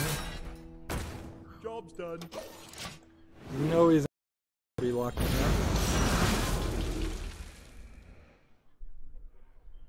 Oh. Let me take a moment just to make sure my hard drive's not full. And let's see. Nope. Still have 100 gigabytes of space. Yeah, full 100 gigabytes of space to work with. How long can this go on? How long can this go on? Do that. Moving on, TechRaptor has an article. Slay the Spire releases January 23rd. If I lose here, then I guess then the streak is broken. It seems really weird that Slay the Spire is coming out January 23rd because I'm fairly certain that it was out before. It seems like it was an early access.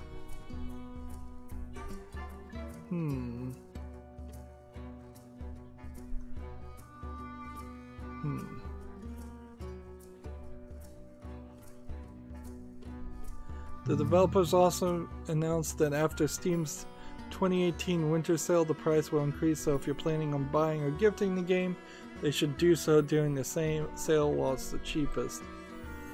That's manipulative, certainly, but might be the right move.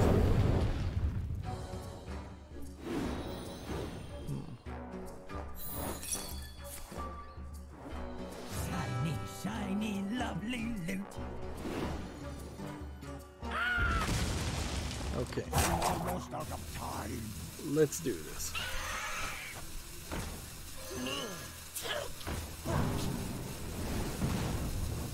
Free me. As you command.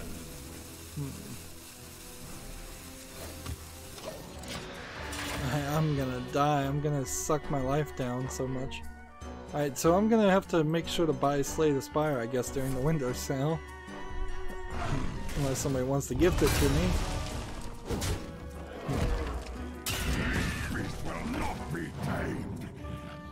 Alright, can I win this? I think he's playing a little too good over here.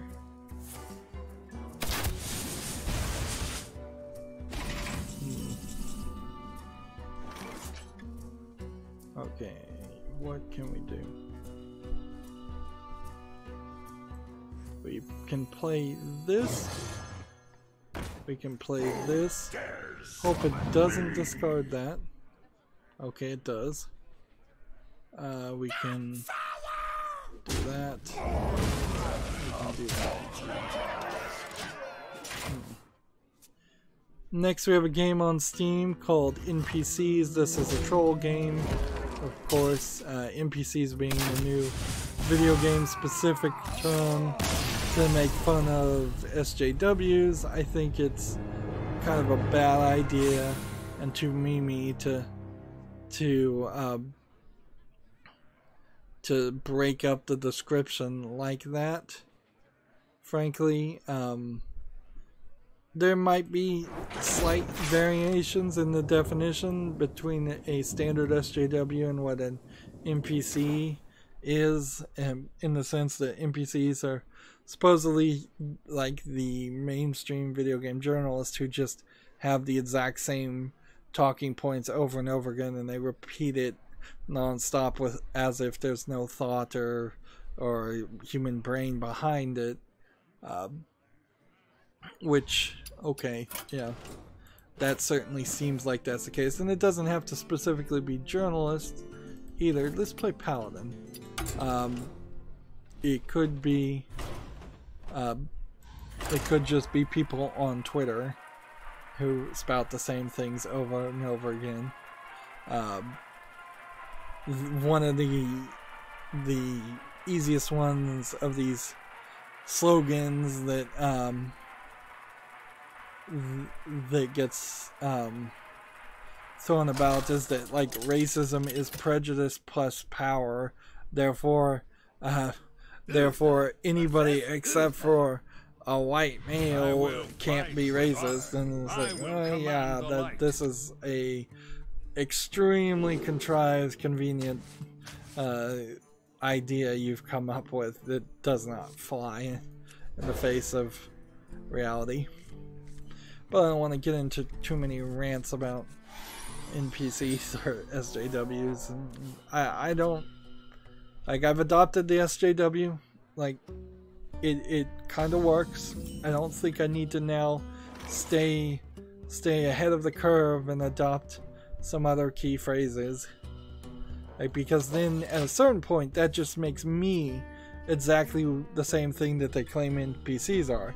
If I'm just spouting counterpoints without thought or for no real reason, yeah, I'm kind of just as bad at that point if I start talking like that.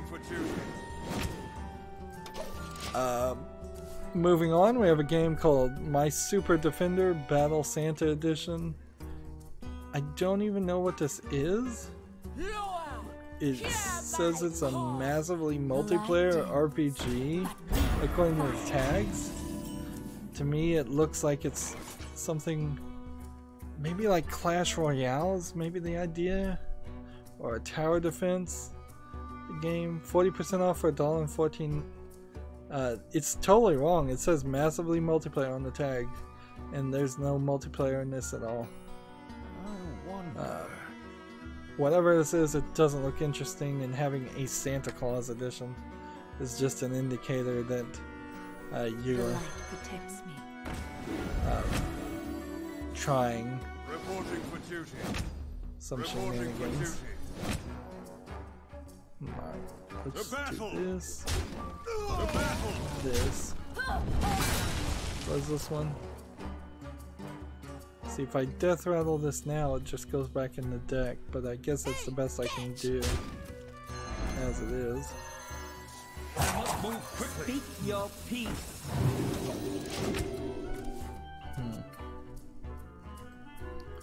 Not sure I'm gonna get all the daily quests done on screen. I may just end the stream and do some stuff off screen.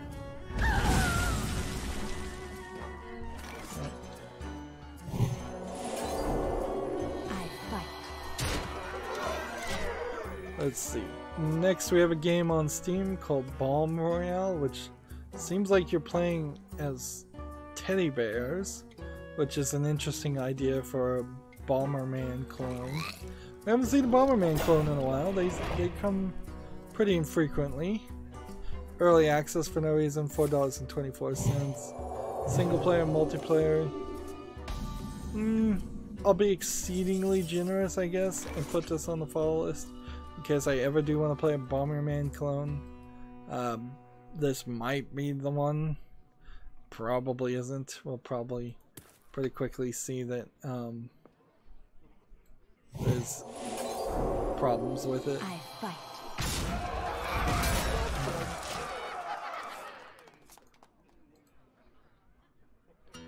Let's see. Next we have a game on Steam called Flying Aces Navy Pilot Simulator. Let's see. What does it look like? Looks pretty polished, but I don't like this interface here. And I don't like those frames, barely getting over 30 frames per second.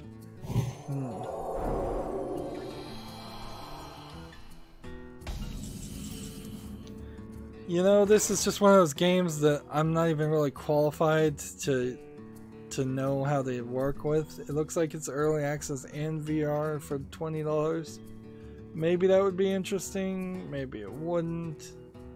Like, I'd have to actually be in the pilot seat of one of these planes to know if anything's accurate. I'd have to see what it felt like. There's just a lot of things that I don't know about in this case.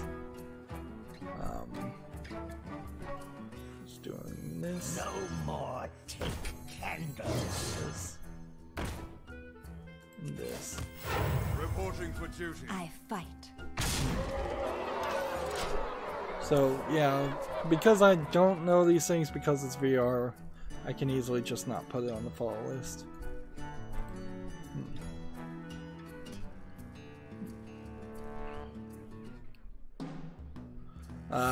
TechRaptor has another article talking about a Newtaku game, Newtaku.net being the adult-only storefront that's way more interesting, I think, than the Epic Store or the Discord store or the Amazon Prime store. Anyways, they have a article called "Turn Your Head and Cough in Dr. Yuko's Sex Practice," now available on Newtaku. They put out a new game pretty often, quite frequently. You know,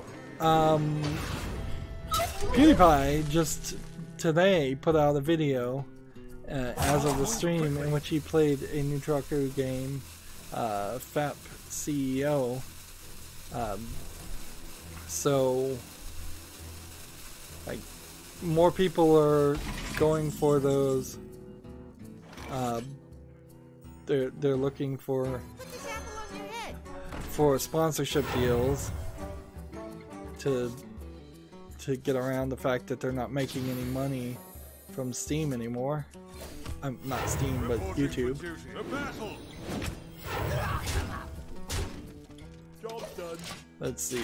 Next we have a game I can't show you called Gachi Muchi Manly Puzzle, I think. It's a bunch of terribly animated slide puzzles with strong muscly man, or it's supposed to be, although it seems like half of the pictures are kind of just random stolen art that I seriously doubt was licensed, because if it was licensed, it wouldn't be so random in its artistic style. So we've seen them do it with the anime girls. Now they're gonna do it with them the gay crowd too, I suppose. Although I don't know if this really is targeting the gay crowd as much as this is just a blatant like troll. The battle! The battle! For justice! There we go. Job's done. Yeah, this feels a lot more like a troll than an actual attempt at establishing a market or accessing a underserved market. TechRaptor has an article. Cave-Ins comes to early access. Miasma Cave's release date set for January 2019. The Miasma Cave release date has been announced for January 2019. It's time. Apparently that's the name of this game. Let me watch the trailer, but the thumbnail looks slightly interesting.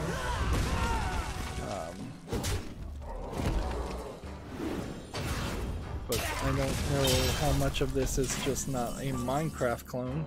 You're playing as some kind of lizard female. It's humanoid with a tail and spots on her sides. Reporting for duty. Reporting for duty. Let's see.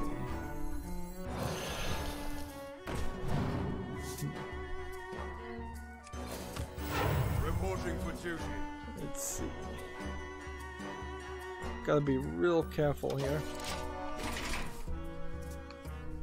Yeah, I'm watching this trailer. It seems like it's a 3D explorer and mining game. It doesn't look particularly interesting. I was gonna open up its Steam page and put it on a follow list, but honestly, I'm just gonna wait until what's on Steam shows it to me. The character looks interesting, but the character could also just be a pre-bought asset.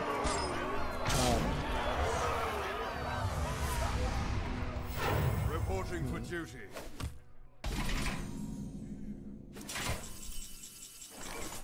Am I ready to adapt my Silver Hand recruits? Reporting for duty.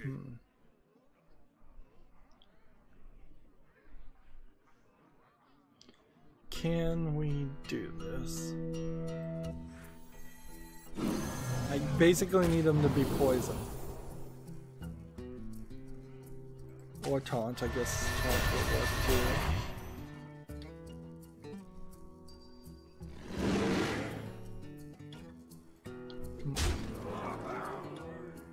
For justice. Yeah, I can't even really attack. So I'll leave it that alone. Next we have a game on Steam, Lucas the Third. So if I had known Lucas had they were gonna make a third game in this series, I would have covered Lucas 1 or the Lucas D make in the series. This has violence and nudity, so maybe I shouldn't be standing here. The general idea is it's The Omen, the movie series The Omen. I'm noticing that this game is mixed reviews. The Lucas series never really played amazingly well, but I do own the previous ones, and I was gonna go through it. I don't think there's really too many people even working on this game, and it's surprising how fast they come out with things. In a weird way, I suppose Lucas is the Yandere simulator game that actually came out and actually somewhat succeeded.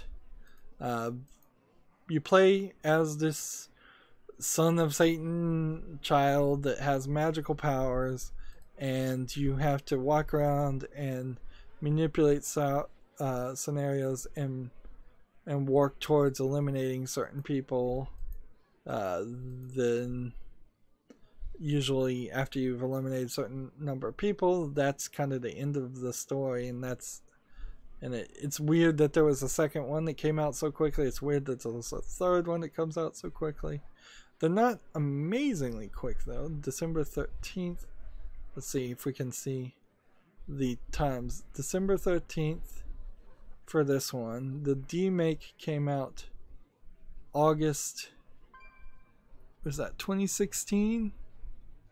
And then yeah, Lucas 2 came out in 2015 and Lucas 1 came out in 2012. So it's not like they're not putting effort into it. And then they made this demake, which is funny because it brings it down into a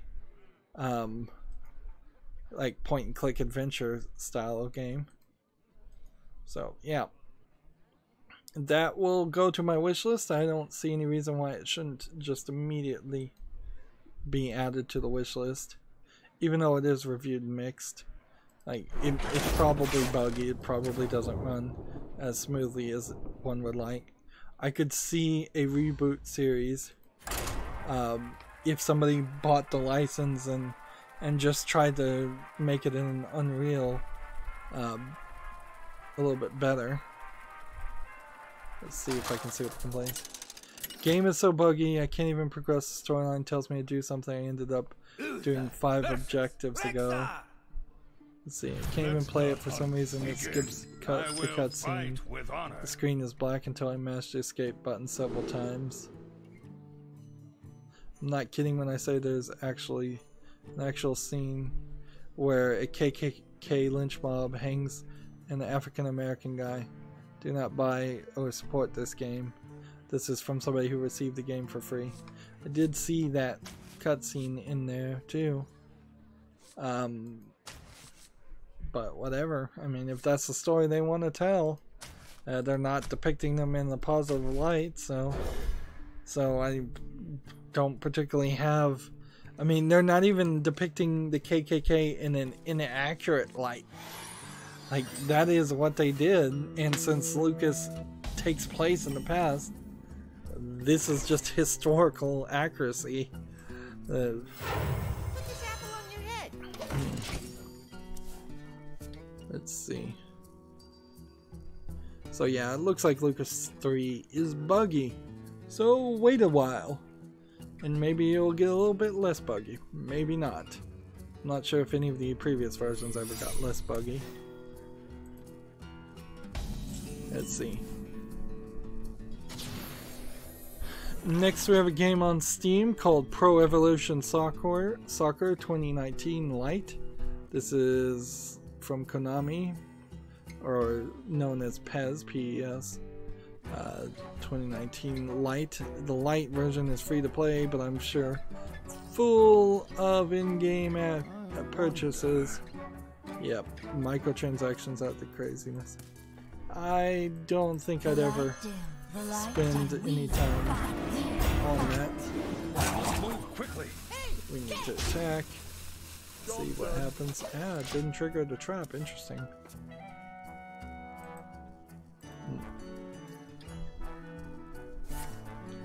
TechRaptor has an article. Metro Exodus release date moved up a week. The title sequence has been revealed. So, when is the new release date? He said it was moved up a week. It was coming out February 22nd. It is now coming out February 15th. Reporting for duty. Repent! Repent! Hey, catch!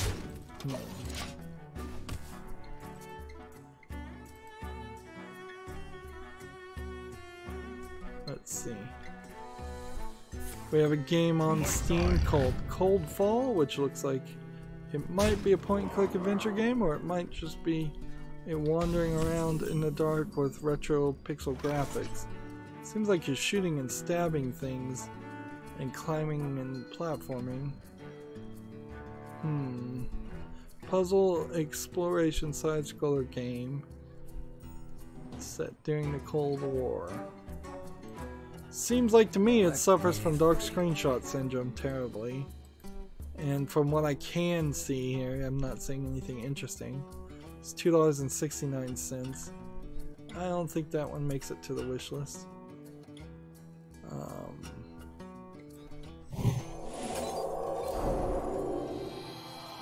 we go. To battle!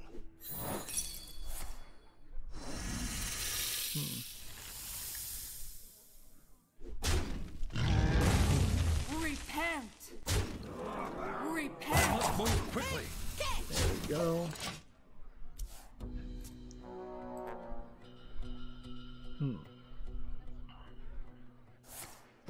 Next we have a game on Steam called 2084, which seems like it's almost certainly been named that to confuse with 2048. But that being said, this is rated positively. This looks animated amazingly good. Like, I have no idea what's going on. They're going into VR and like shooting things. This looks like a real game. I was not expecting a real game here. At best, I was thinking it was a 2048 game. And the only other game this developer has ever made is something called The Padre, which looks interesting also. I wonder. Sounds like an anime character.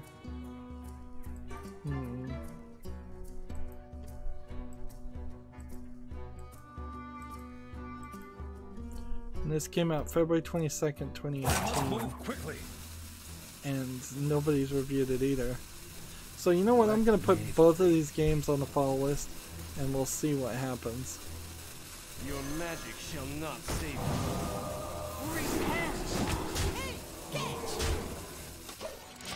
Like, I'm interested to see if 2084 is just flashy or if it actually has some substance to it. Or if it's just straight up a scam. The game is nothing what the trailer looks like. Okay. We want to do this. And then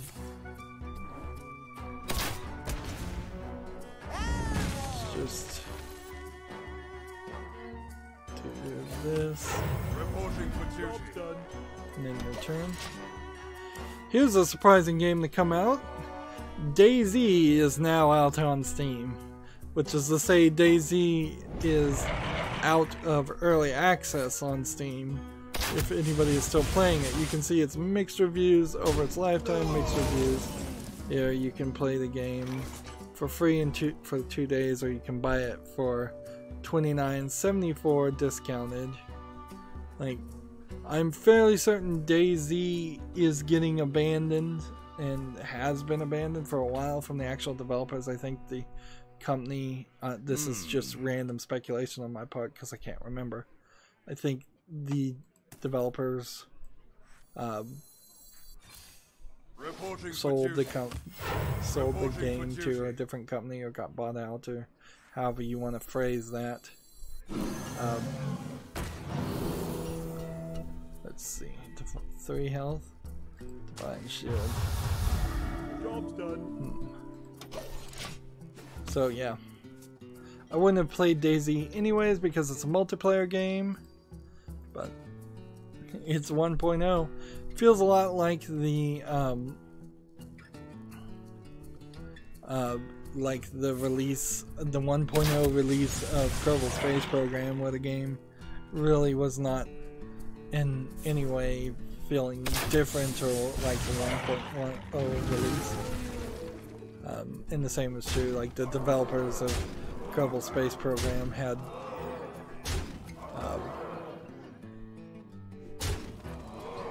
moved to their other situation. They had left the company or been fired.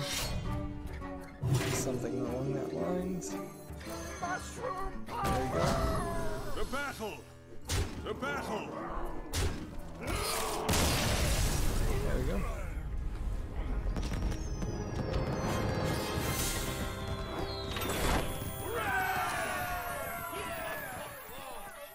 Still need to play like 2 more spells and get 2 victories, so unless I got a quick victory, I think play 1 more spell and then move over to the Asian account.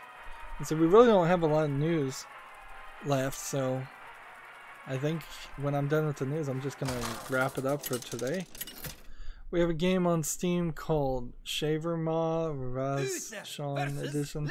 I don't know what this is, what that name is supposed to be, if it's a troll name or an insult. But it looks like this is just Fruit Ninja, like a low effort Fruit Ninja, which we honestly, I don't think I've ever seen a Fruit Ninja come to Steam. It's discounted to 59 cents though, so I guess that might be part of the reason why they're trying to, these low effort, very low effort developers are trying to get games out early right now, is because it might be so that the winter holiday comes out and then unsuspecting people buy their terrible games.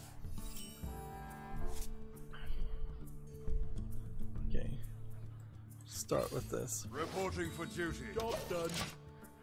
Next, we have a game on Steam called Book of Demons, which says it's a hack and slash single player dungeon crawler. Let's see what it looks like. This might work as like a Diablo clone. It looks like there's a lot of cards and modifications. Being called a Book of Demons, I wonder if like there's a different card for every demon. Does this game have microtransactions though? That's my question. $19.99 discounted. In-game purchases.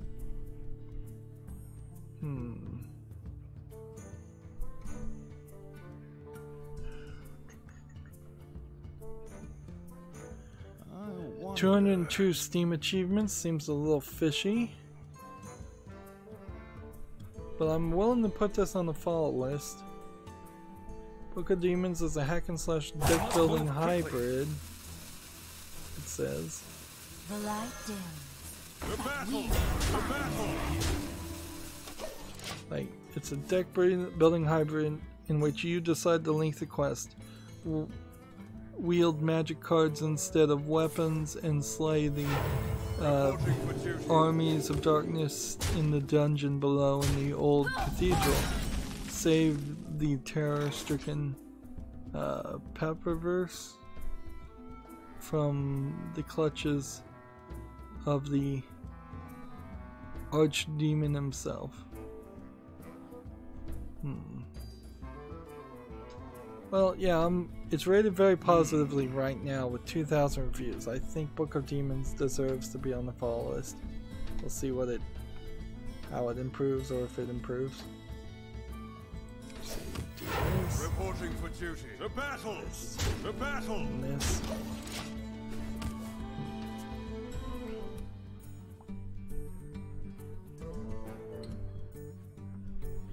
Let's see. Next, we have a game on Steam called Godly Corp, which I don't know if this is a VR game or if this is just a co-op style game where you're just moving around tentacles and doing crazy things. It doesn't seem like it supports VR, so it does seems kind of like you're just doing some random actions. I don't think I trust this game developer to give me a joke game like that and it be good. Let's see, looking at the games that they've released in the past, none of them look high quality. Professional Fishing is seemingly the one that they're most proud of for. Alright, let's do this. Reporting for duty. It says you're playing as Cthulhu. So yeah, I'm not gonna put that on the fall list. Let's see. Hey, we have an actual visual novel here, although it's not tagged with anything. Adult. Reporting for duty. So we have a game called Bloody Chronicles: New Cycle of Death. So violence, nonetheless. Hey, they're also not in schoolgirl outfits. So maybe that's really what it just boils down to. Reporting for duty. Not a schoolgirl outfit. Maybe it still qualifies. Even if, but again, not tagged with nudity or sexual content at all. Serial killers on the loose. It says it's gonna have full audio. Interesting. Well, any full audio visual novel, I think, needs to go to my wish list until I can decide if I'm gonna cover any visual novels or not. New Cycle of Death, though, makes me wonder if this studio has done hello, Challenger. has done any other games. Hello, Challenger. Let's just go ahead and squelch this one and play this. For justice. This. I must move quickly. Yeah, actually this developer has not made any other games. Interesting. But they seem to be set up to where they might. And it's a self-published from a Japanese studio, it seems like. And we'll start seeing more and more of that. Alright. I need to cast a spell, so I want to do this. I don't have enough mana. For justice. I'm gonna lose, of course.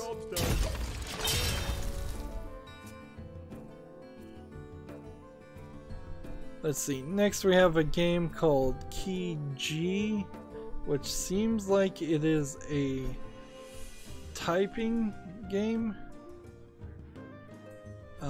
where you have to move things in the order of the letters on the keyboard.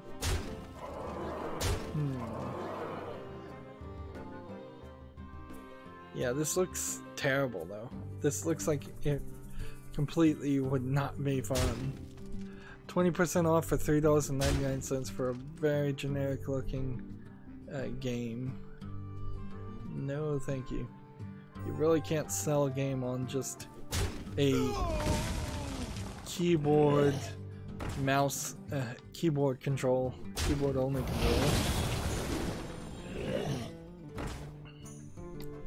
Next we have a game on Steam called Maze 4D. If this is actually the maze, I can't even see it. This looks like just total garbage too.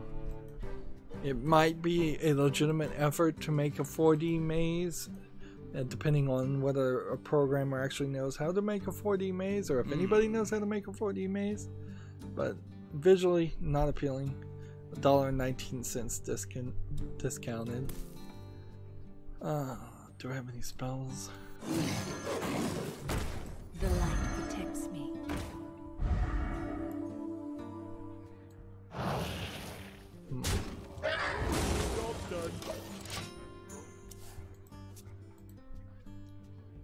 Let's see. Gamatsu has an article. The romance visual novel Tokyo School Life is coming to the Switch February 14th, 2019. A light-hearted love story. Let's see. This game was first released on Steam in 2015, so one assumes that it still is on Steam.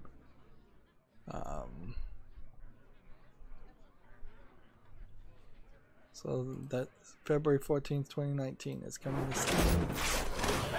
There we go. We got the spells done. I'll have to come back, I think, and play some off-screen to finish this daily quest of getting some warrior paladin victories. Playing off-screen is not exactly what I'd want to do. Let's move over to the Asian account.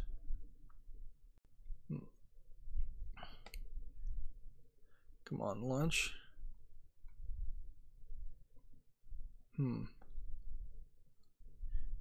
One thing I think we could say to Steam's credit right now is that at the very least this rogue employee, if it really is a rogue employee and not just a new evolution, he has not been able to remove any pre-existing games. So Tokyo School Life here is tag nudity and dating sim, and it's rated very positively. It came out in 2015. It's anime girls in schoolgirl outfits, whatever that means. So yeah, this game is coming to the Switch. It's probably not censored coming to the Switch or anything like that. I think inherently also there's a problem with the tag nudity because there's just a big difference between nudity in a Japanese sense of, oh, they're in a public bath together, where that's very common and not seen as sexual at all. Also, like in Europe, where nudity is not seen as a big deal, or very sexual at all. Sometimes it's always a little sexual, but not that much, not a big deal. And then there's this is softcore pornography, or at least the scene is, or this one image is. We need a victory with the Shaman and Warlock, and then I need more victories. We could play Warlock though, and I probably could get 5 victories in Warlock if Z Warlock continues to work for me like it has been.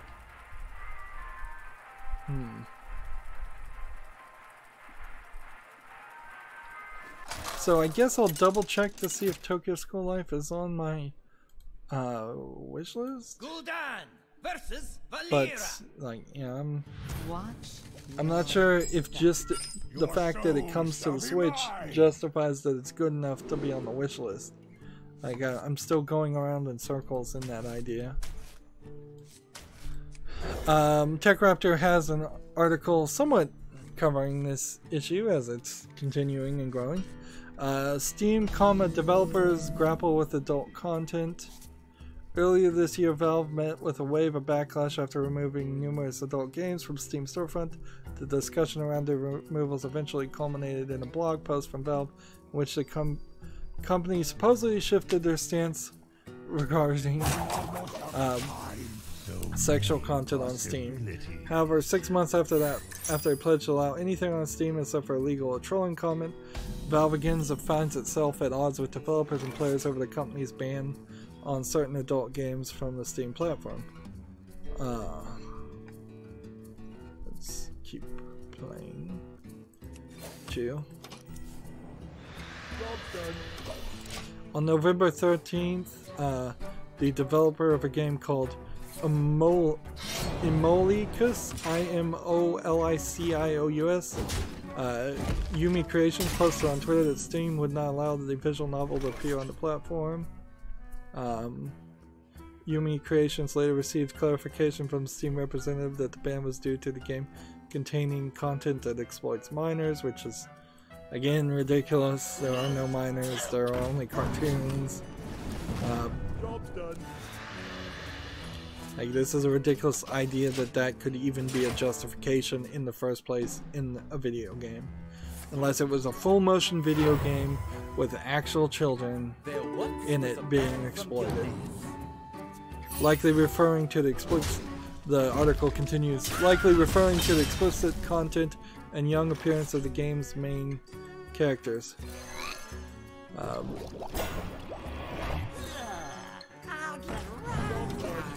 Though games with strong sexual content are permitted on Steam, its rules and guidelines do not explicitly forbid content that exploits children in any way, and the content that no, its rules and guidelines do explicitly forbid content that exploits children in any way, which if I read that rule, I would have thought, oh, you mean microtransactions on kids designed for little kids, and content that violates the laws of any jurisdiction in which it will be available, which again,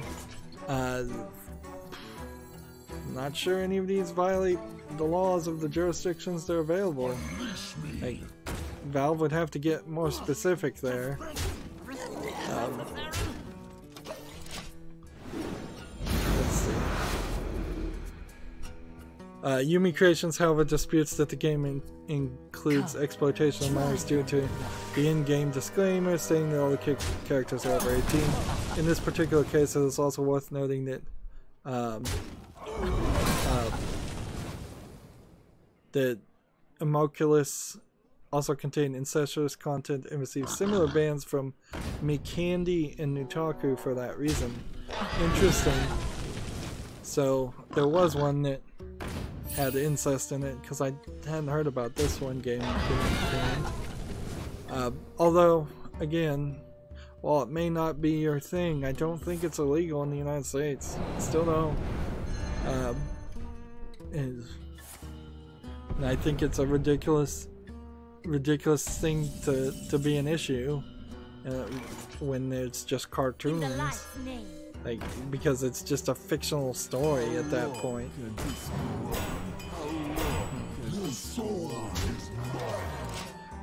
This article goes on November 14th, Mau Mau Discovery Team received a similar ban.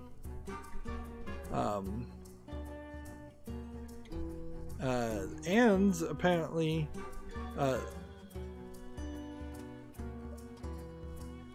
this game was stopped from uploading an all ages version due to it being banned.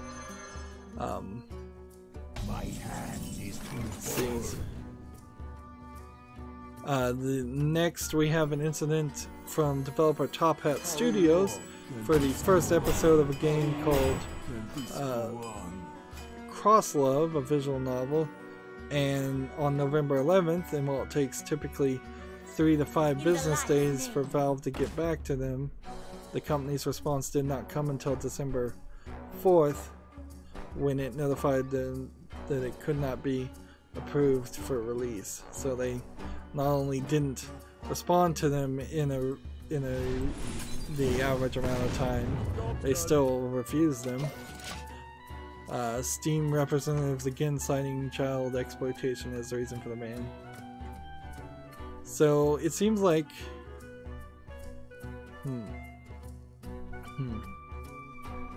Come, try your luck. Let's see. Let's see. This article goes on and on, but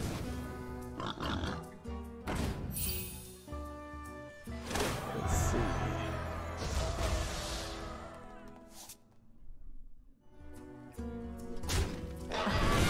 The next game that was banned was a game called Hello Goodbye, sent to Valve for review, was entirely censored and contained no nudity or sexual content in the first place, and it still didn't get approved. Valve has remained silent in response to each ban and did not return our request for comment. This silence only exacerbates the problem in some developers' mind. In an email to TechRaptor on December 7th, Top Hat Studios state they've reached out to Valve 6 times since November 26th regarding Cross Love's review, and none were answered. Nico Nan Software has expressed similar frustration in a blog post, writing that Hello Goodbye's ban could be a mistake or just a knee-jerk reaction by some Steam rep, but the problem is that we have no way of knowing that because Valve is unwilling to communicate, which is beyond frustrating. The idea that there's no due process here, you can't appeal your decision, you can't have it be seen by somebody else, so that we know that it's not just the same potential rogue employee over and over again rejecting this. It could be that there literally is just like one person that looks at all the games that get approved on Steam, and they're just digging in their heels. TechRaptor's article goes on to continue, and this is kind of just the same thing I've been saying for the past few weeks, if not months. The same silence also does little to explain why each game was selected for removal from Steam, given the store already contains games featuring explicit content and girls of dubious ages. For some titles like Amokos, the reasoning is a bit more obvious. For others like Crosslove, maybe a bit less so. How Valve chose to define child exploitation on their own platform is of course up to them, but some argued that the definition was not clear enough, making it impossible to know what line these developers are crossing that other ones don't. Really is just a terrible, that is a terrible rule.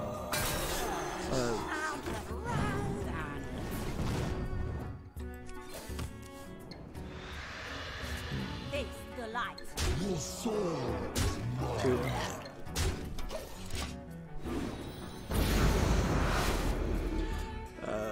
If Valve has the answer, however, it hasn't shared it. This has apparently left developers in the dark about where they ran afoul, especially considering the library of questionable content that did pass Steam's reviews. In an email to TechRaptor, Top Hat Studios wrote, "We've gone over a ton of different hypotheses at this point, and in all honesty, we can't find a single consistency. Every time we think we find a smoking gun, we're able to find several games on Steam that have content that's even more exaggerated or worse than whatever's been banned in the recent batch." Let's see, let's go and play this. And let's go and play this. And then return. This quote goes on, but I don't see a reason to read the entire quote. The article continues after that quote. "With no means of appealing a ban and difficulty soliciting a response from Valve, developers of banned games have little choice but to go elsewhere to sell their products. Bigger contenders like Good Old Games and Humble don't allow adult content, so adult game devs' next option is to go to smaller storefronts with lighter content restrictions like Faku or DL Site, where the loss of Steam's expansive presence is more noticeable." When asked via email if they would ever consider abandoning Steam as a platform, Top Hat told TechRaptor, "The issue is the combined sales and outreach of those non-Steam platforms."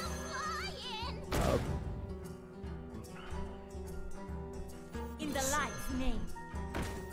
Someone call for the doctor.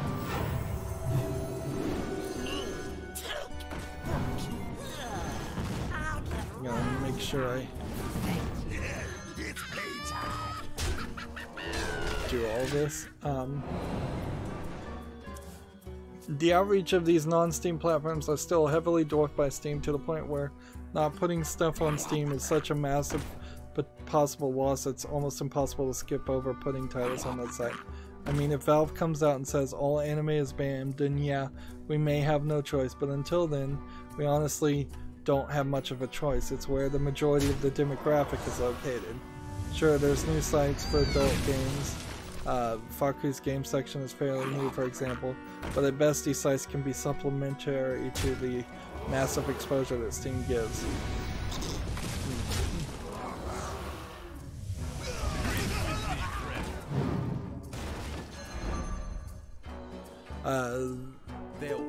The article goes on, "There's lots of debate to be had about Steam's content restrictions, the company's transparency,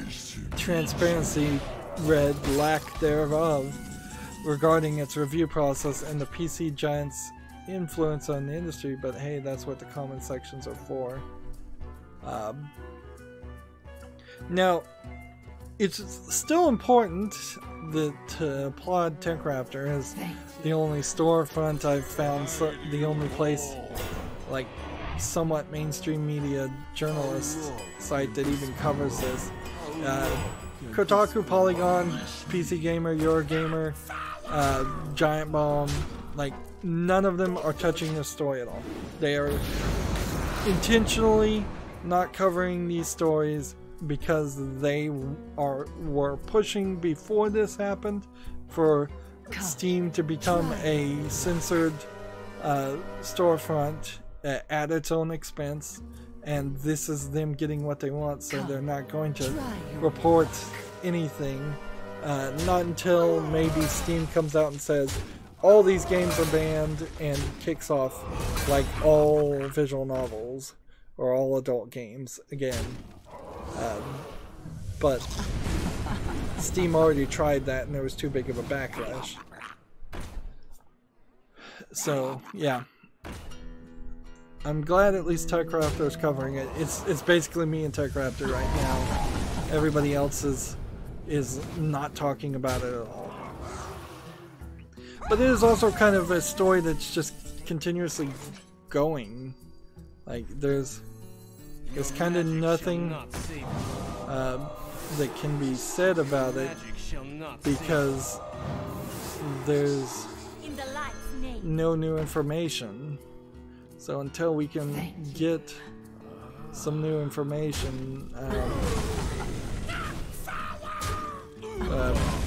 we just don't know.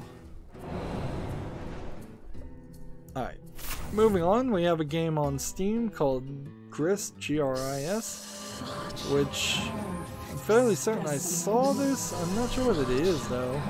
It says it's an adventure with great atmosphere. I love this animation. Very unique animation style. I could see, I'd like to see like 4 or 5 games done really well with an animation style like this. It looks probably like it's a platformer, like, though it's probably not much more than just a platformer, maybe slightly a racer game, maybe a little bit of a walking simulator. It doesn't seem like there's actually any gameplay here. It's $16.99, is that what it says? Can we see? Yeah, it seems like you're just gonna walk through places and listen to music and platform, and that's it. Looks good. Kind of barely a game, sure, but it doesn't look bad or anything. So I'm willing to put that on the follow list.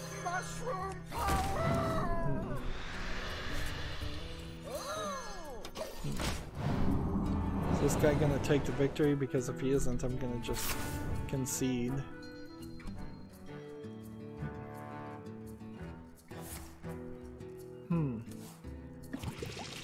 I've come across this game called Dollhouse. It's just called Dollhouse. I don't think it is out yet, but somebody was tweeting about it for the PlayStation 4. Maybe it'll come by to the US by a different name, but it has an intriguing looking cover, I suppose. That's about all I can say about it. So, let's see, if I was to search Google for Dollhouse, I'm either going to, well, interesting, there's a music video called Dollhouse. I was thinking I would get the TV series Dollhouse, yeah, that's the next one, and then there's a bunch of YouTube videos and ads for Dollhouses, so I have to search a Dollhouse video game. Not great SEO optimization.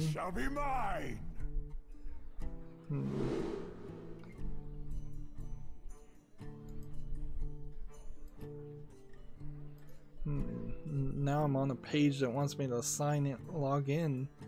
Interesting.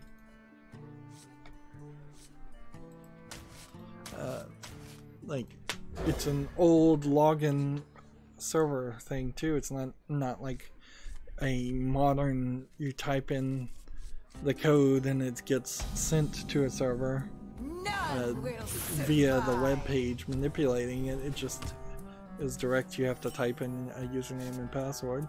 I'm not sure if that's any less secure than what most websites do.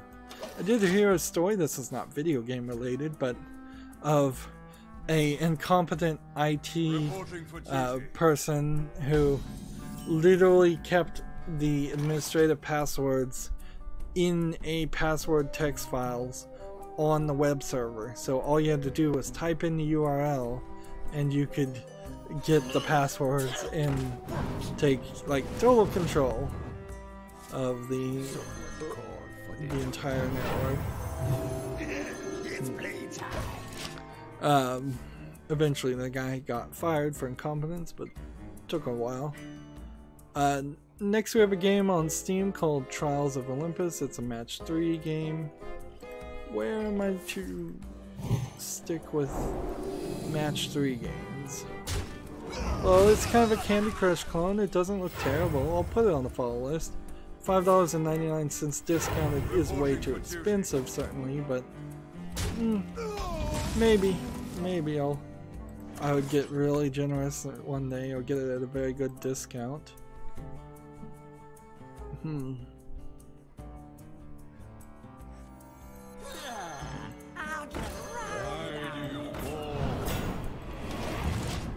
TechRaptor has another article. Guide your royalty in the Princess Guide coming to the West next year.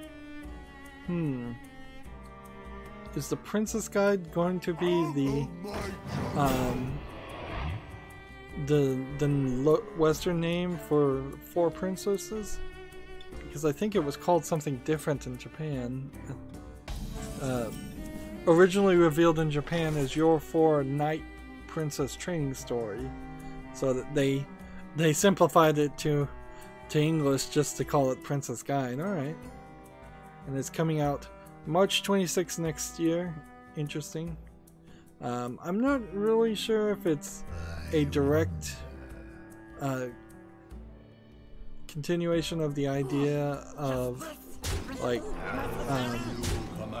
Princess Maker as a series, but maybe it is, maybe it isn't. I don't remember.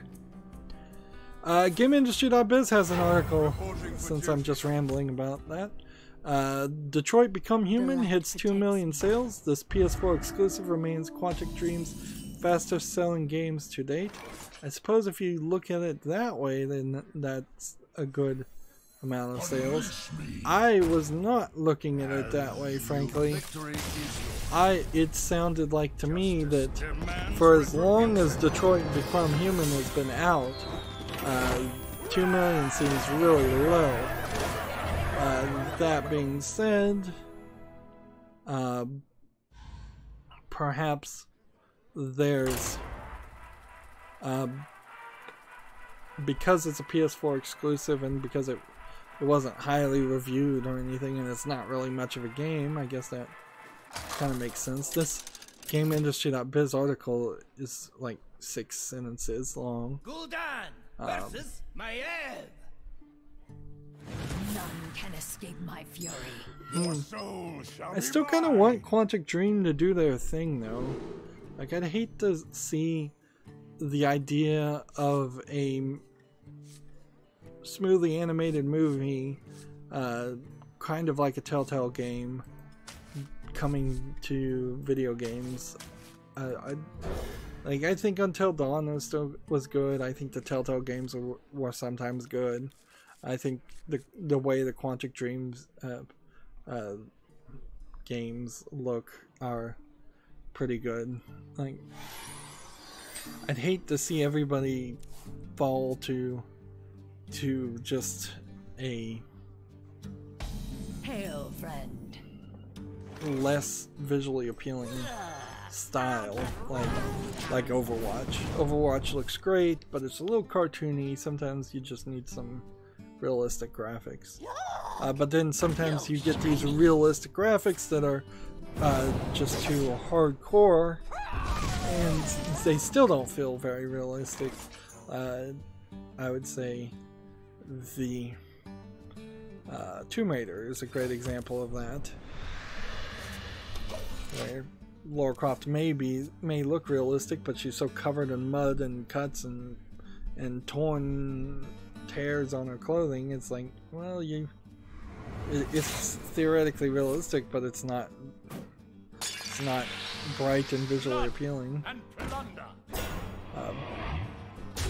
Moving on, Gematsu has an article. A game called Ellie, E-L-L-I, launches January 10th, 2019. It's a colorful platformer. Let's see. It's from a developer called Bandana Kid. Why do you call?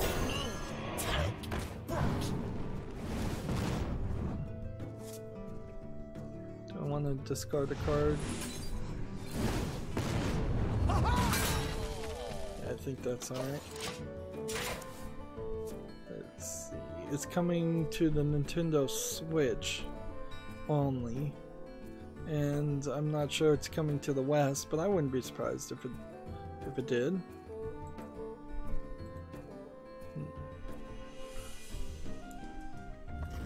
Next we have a game on Steam called Indiana Boy. This is a Game Boy looking game, so a Lemon Lover would probably love it. But I particularly still hate these simplistic grayscale pixels. I was actually surprised. I looked up at the resolution of the original Game Boy.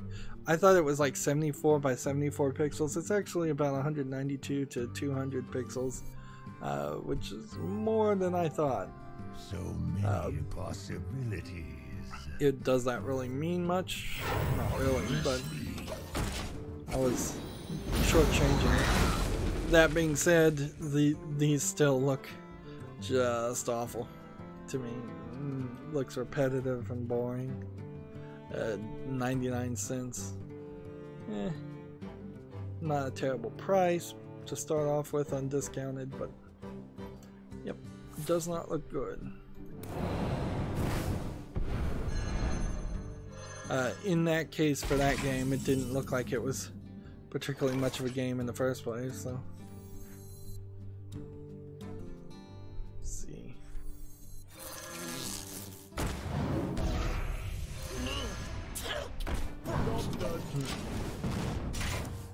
Next we have a game on Steam called Lost Lands Mistakes of the Past, which says it's an adventure game, but it looks to me like it's a hidden object game, if I was to guess. Or, you know, even if it's not really a hidden object game, it's gonna be on that level of a hidden object game where you get these sort of good looking cutscene at the very beginning, and then you're not really looking at anything like that at all when you're actually playing the game. Let's see. So many possibilities. Can we see a hidden object element? If they were to make a game like this and it actually had no hidden object scene at all, it really was just an adventure game, I'd be interested in covering that. And So it many seems like that's the way this is. So, is that $6.99? Yes, I think so. The price is cheaper to start off with. So, I'm willing to give that one more of a chance. Let's see.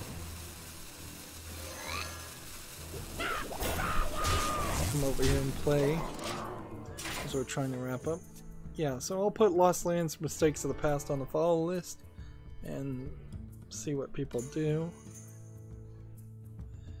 See, next we have a game called My 1/6 Lover, which is tagged sexual content and nudity, so I won't show it.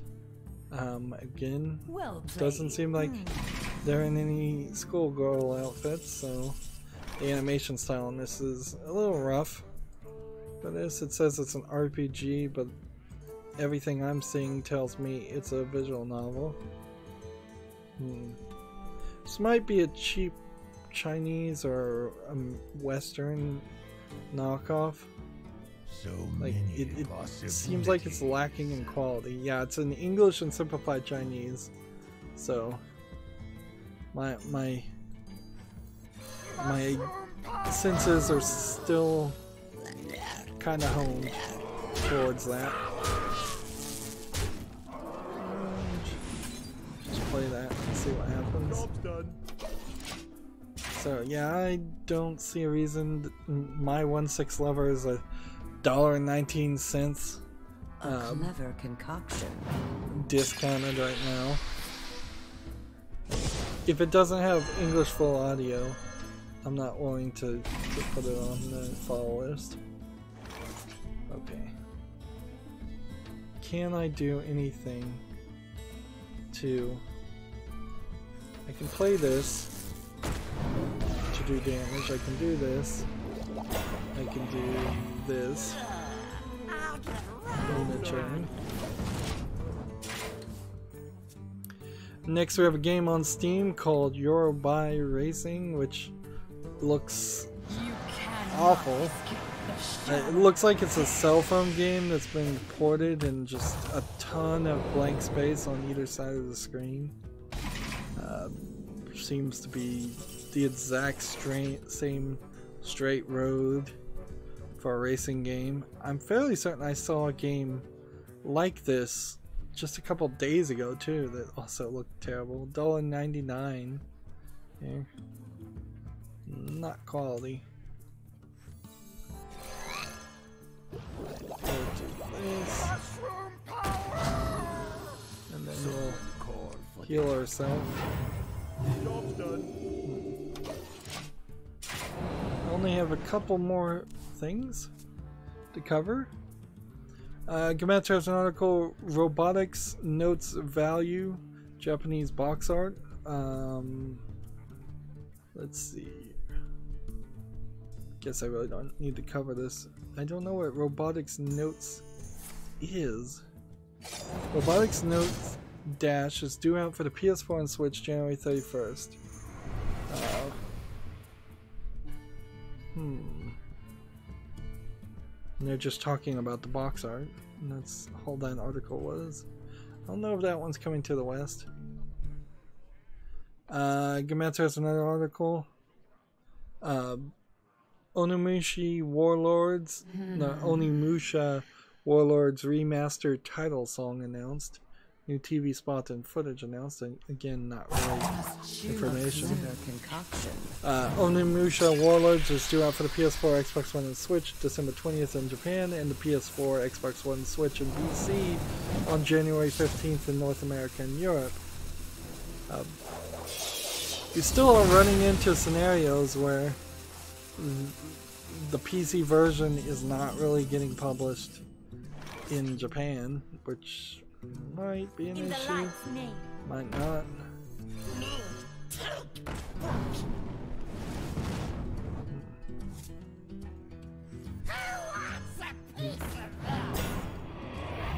Let's go ahead and do this.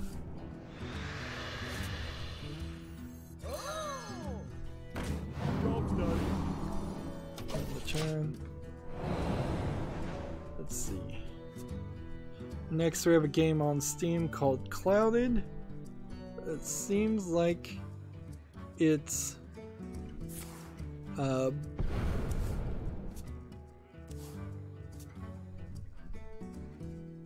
like a 5 minutes of memory, find clues. Ooh, it's like the movie 7 where you have to write on your arm. Interesting. No, not the movie 7. What? I've forgotten what the name of that movie was, where you only could remember things and the entire movie played backwards every time he forgot.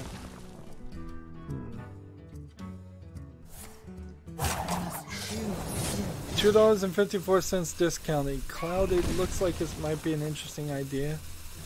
This still needs to go through the follow list though, and just so we know, like, is this a real game or is this kind of just a joke game? I'm still trying to... Your magic shall not save you. Do I want to do this? Or this? Mushroom power!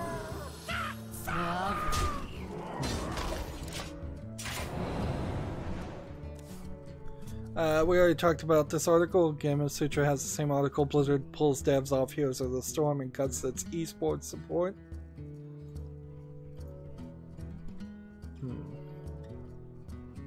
Next, we have a game on Steam called Dissolution, which is a free-to-play game, and it's already getting mixed reviews. Action-adventure game. So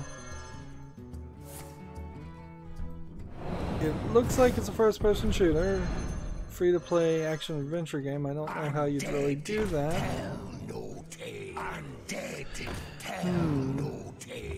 Really have no details here, and it's like very early, so it's patch 0.0.5.7. So I'll put this on the follow list, but seriously doubt it would win. Hey, I got a charge so I can win.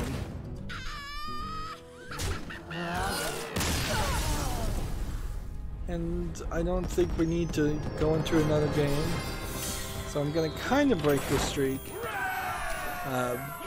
to wrap up this recording in this stream.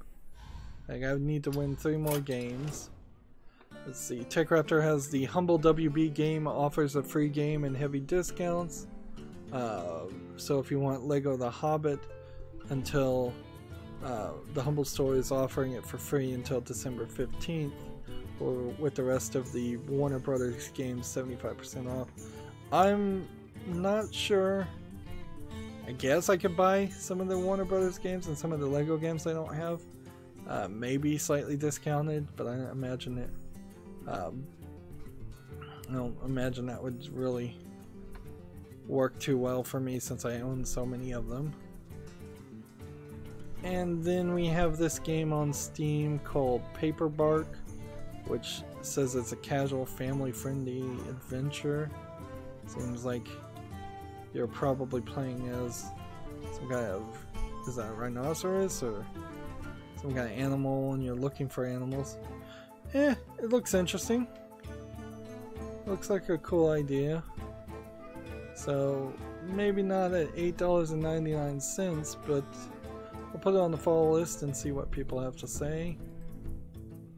And then that just takes me to the Humble store myself, instead of TechRaptor talking about it.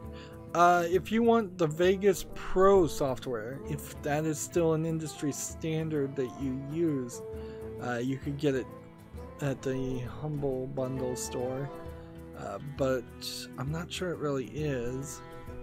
As for game bundles, there's 3 days left on the Team 17 bundle, and the Yogscast Jingle Jam 2019 is still happening, but I'm not super interested in that.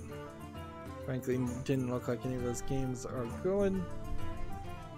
And then I'm now on my Twitter feed, so I wanted to just quickly scroll down my Twitter feed and see in the last 3 hours, has there any major news happened? Almost certainly there hasn't. There's a couple of new games that came out that we can say for Monday. And is there anything else? Let's see. Game of Sutra Pokemon Go creator Niantic close to a $3.9 billion valuation. That's a lot of money. Let's see.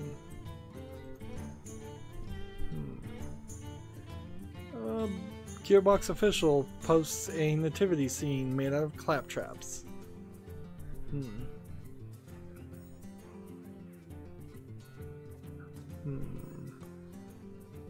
I'm just scrolling down here, and we'll be done here in a second, because I really don't even think that there was anything new. The end of 2018 Steam Wishlist Cleanup, Episode 14, games starting with the letter M, aired 4 hours ago on my channel. Let's check those out if you've got nothing better to do. And yeah, I'm done scrolling. Like that was it. So your standard Friday stream. pretty good. Didn't take too long. Unfortunately, I have extra work I have to do.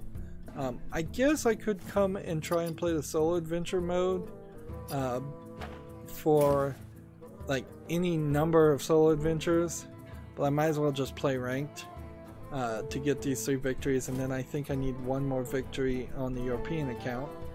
That's going to be it for the stream. As always, I ask you to like, share, subscribe, comment, and watch every second of my videos. If you want to friend or follow me on any social media sites, there's a whole bunch of links down below in the description box. Thank you for watching. Have a good evening.